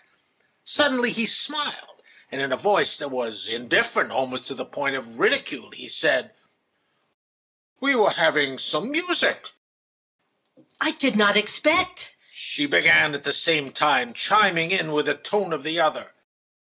But neither he nor she finished their remarks. The same rage that I had felt the previous week took possession of me. I felt the need of giving free course to my violence, and the joy of wrath. No, they did not finish. The other thing was going to begin, of which he was afraid, and was going to annihilate what they wanted to say. I threw myself upon her, still hiding the dagger, that he might not prevent me from striking where I desired, in her bosom under the breast. At that moment he saw, and what I did not expect on his part, he quickly seized my hand and cried, "Come to your senses! What are you doing? Help! Help!" I tore my hands from his grasp and leaped upon him. I must have been very terrible, for he turned as white as a sheet to his lips. His eyes scintillated singularly, and again, what I did not expect of him, he scrambled under the piano toward the other room. I tried to follow him, but a very heavy weight fell upon my left arm. It was she. I made an effort to clear myself. She clung more heavily than ever, refusing to let go. This unexpected obstacle, this burden, and this repugnant touch only irritated me the more. I perceived that I was completely mad, that I must be frightful, and I was glad of it. With a sudden impulse, and with all my strength, I dealt her with my left elbow a blow squarely in the face. She uttered a cry and let go my arm. I wanted to follow the other, but I felt that it would be ridiculous to pursue in my stockings the lover of my wife, and I did not wish to be grotesque. I wished to be terrible. In spite of my extreme rage, I was all the time conscious of the impression that I was making upon others, and even this impression partially guided me. I turned toward her. She had fallen on the long easy chair, and, covering her face at the spot where I had struck her, she looked at me. Her features exhibited fear and hatred toward me, her enemy, such as the rat exhibits when one lifts the rat trap. At least I saw nothing in her but that fear and hatred, the fear and hatred which love for another had provoked. Perhaps I still should have restrained myself, and should not have gone to the last extremity, if she had maintained silence. But suddenly she began to speak. She grasped my hand that held the dagger. Come to your senses! What are you doing? What is the matter with you? Nothing has happened. Nothing. Nothing. I swear it to you. I might have delayed longer, but these last words, from which I inferred the contrary of what they affirmed, that is, that everything had happened, these words called for a reply, and the reply must correspond to the condition into which I had lashed myself, and which was increasing and must continue to increase. Rage has its laws. "Do not lie, wretch, do not lie," I roared. With my left hand I seized her hands. She disengaged herself. Then, without dropping my dagger, I seized her by the throat, forced her to the floor, and began to strangle her. With her 2 hands she clutched mine, tearing them from her throat, stifling. Then I struck her a blow with the dagger in the left side, between the lower ribs. When people say that they do not remember what they do in a fit of fury, they talk nonsense. It is false. I remember everything. I did not lose my consciousness for a single moment. The more I lashed myself to fury, the clearer my mind became, and I could not help seeing what I did. I cannot say that I knew in advance what I would do, but at the moment when I acted, and it seems to me even a little before, I knew what I was doing, as if to make it possible to repent and to be able to say later that I could have stopped. I knew that I struck the blow between the ribs and that the dagger entered. At the second when I did it, I knew that I was performing a horrible act, such as I had never performed, an act that would have frightful consequences. My thought was as quick as lightning, and the deed followed immediately. The act, to my inner sense, had an extraordinary clearness. I perceived the resistance of the corset, and then something else, and then the sinking of the knife into a soft substance. She clutched at the dagger with her hands, and cut herself with it, but could not restrain the blow. Long afterward, in prison, when the moral revolution had been effected within me, I thought of that minute. I remembered it as far as I could, and I coordinated all the sudden changes. I remembered the terrible consciousness which I felt, that I was killing a wife, my wife. I well remember the horror of that consciousness, and I know vaguely that, having plunged in the dagger, I drew it out again immediately, wishing to repair and arrest my action. She straightened up and cried, "Nurse, he has killed me!" The old nurse, who had heard the noise, was standing in the doorway. I was still erect, waiting, and not believing myself in what had happened. But at that moment, from under her corset, the blood gushed forth. Then only did I understand that all reparation was impossible, and promptly I decided that it was not even necessary, that all had happened in accordance with my wish, and that I had fulfilled my desire. I waited until she fell, and until the nurse, exclaiming, "Oh, my God!" ran to her. Then only I threw away the dagger and went out of the room. I must not be agitated. I must be conscious of what I am doing, I said to myself, looking neither at her nor at the old nurse. The latter cried and called the maid. I passed through the hall, and having sent the maid, started for my study. What shall I do now? I asked myself. And immediately I understood what I should do. Directly after entering the study, I went straight to the wall, took down the revolver, and examined it attentively. It was loaded. Then I placed it on the table. Next I picked up the sheath of the dagger, which had dropped down behind the sofa, and then I sat down. I remained thus for a long time. I thought of nothing. I did not try to remember anything. I heard a stifled noise of steps, a movement of objects and of tapestries, then the arrival of a person, and then the arrival of another person. Then I saw Gregor bring into my room the baggage from the railway, as if anyone needed it. "Have you heard what has happened?" I asked him. "Have you told the dvornik to inform the police?" He made no answer and went out. I rose, closed the door, took the cigarettes and the matches, and began to smoke. I had not finished one cigarette when a drowsy feeling came over me and sent me into a deep sleep. I surely slept 2 hours. I remember having dreamed that I was on good terms with her, that after a quarrel we were in the act of making up, that something prevented us, but that we were friends all the same. A knock at the door awoke me. It is the police, thought I, as I opened my eyes. I have killed, I believe, but perhaps it is she. Perhaps nothing has happened. Another knock. I did not answer. I was solving the question, has it happened or not? Yes, it has happened.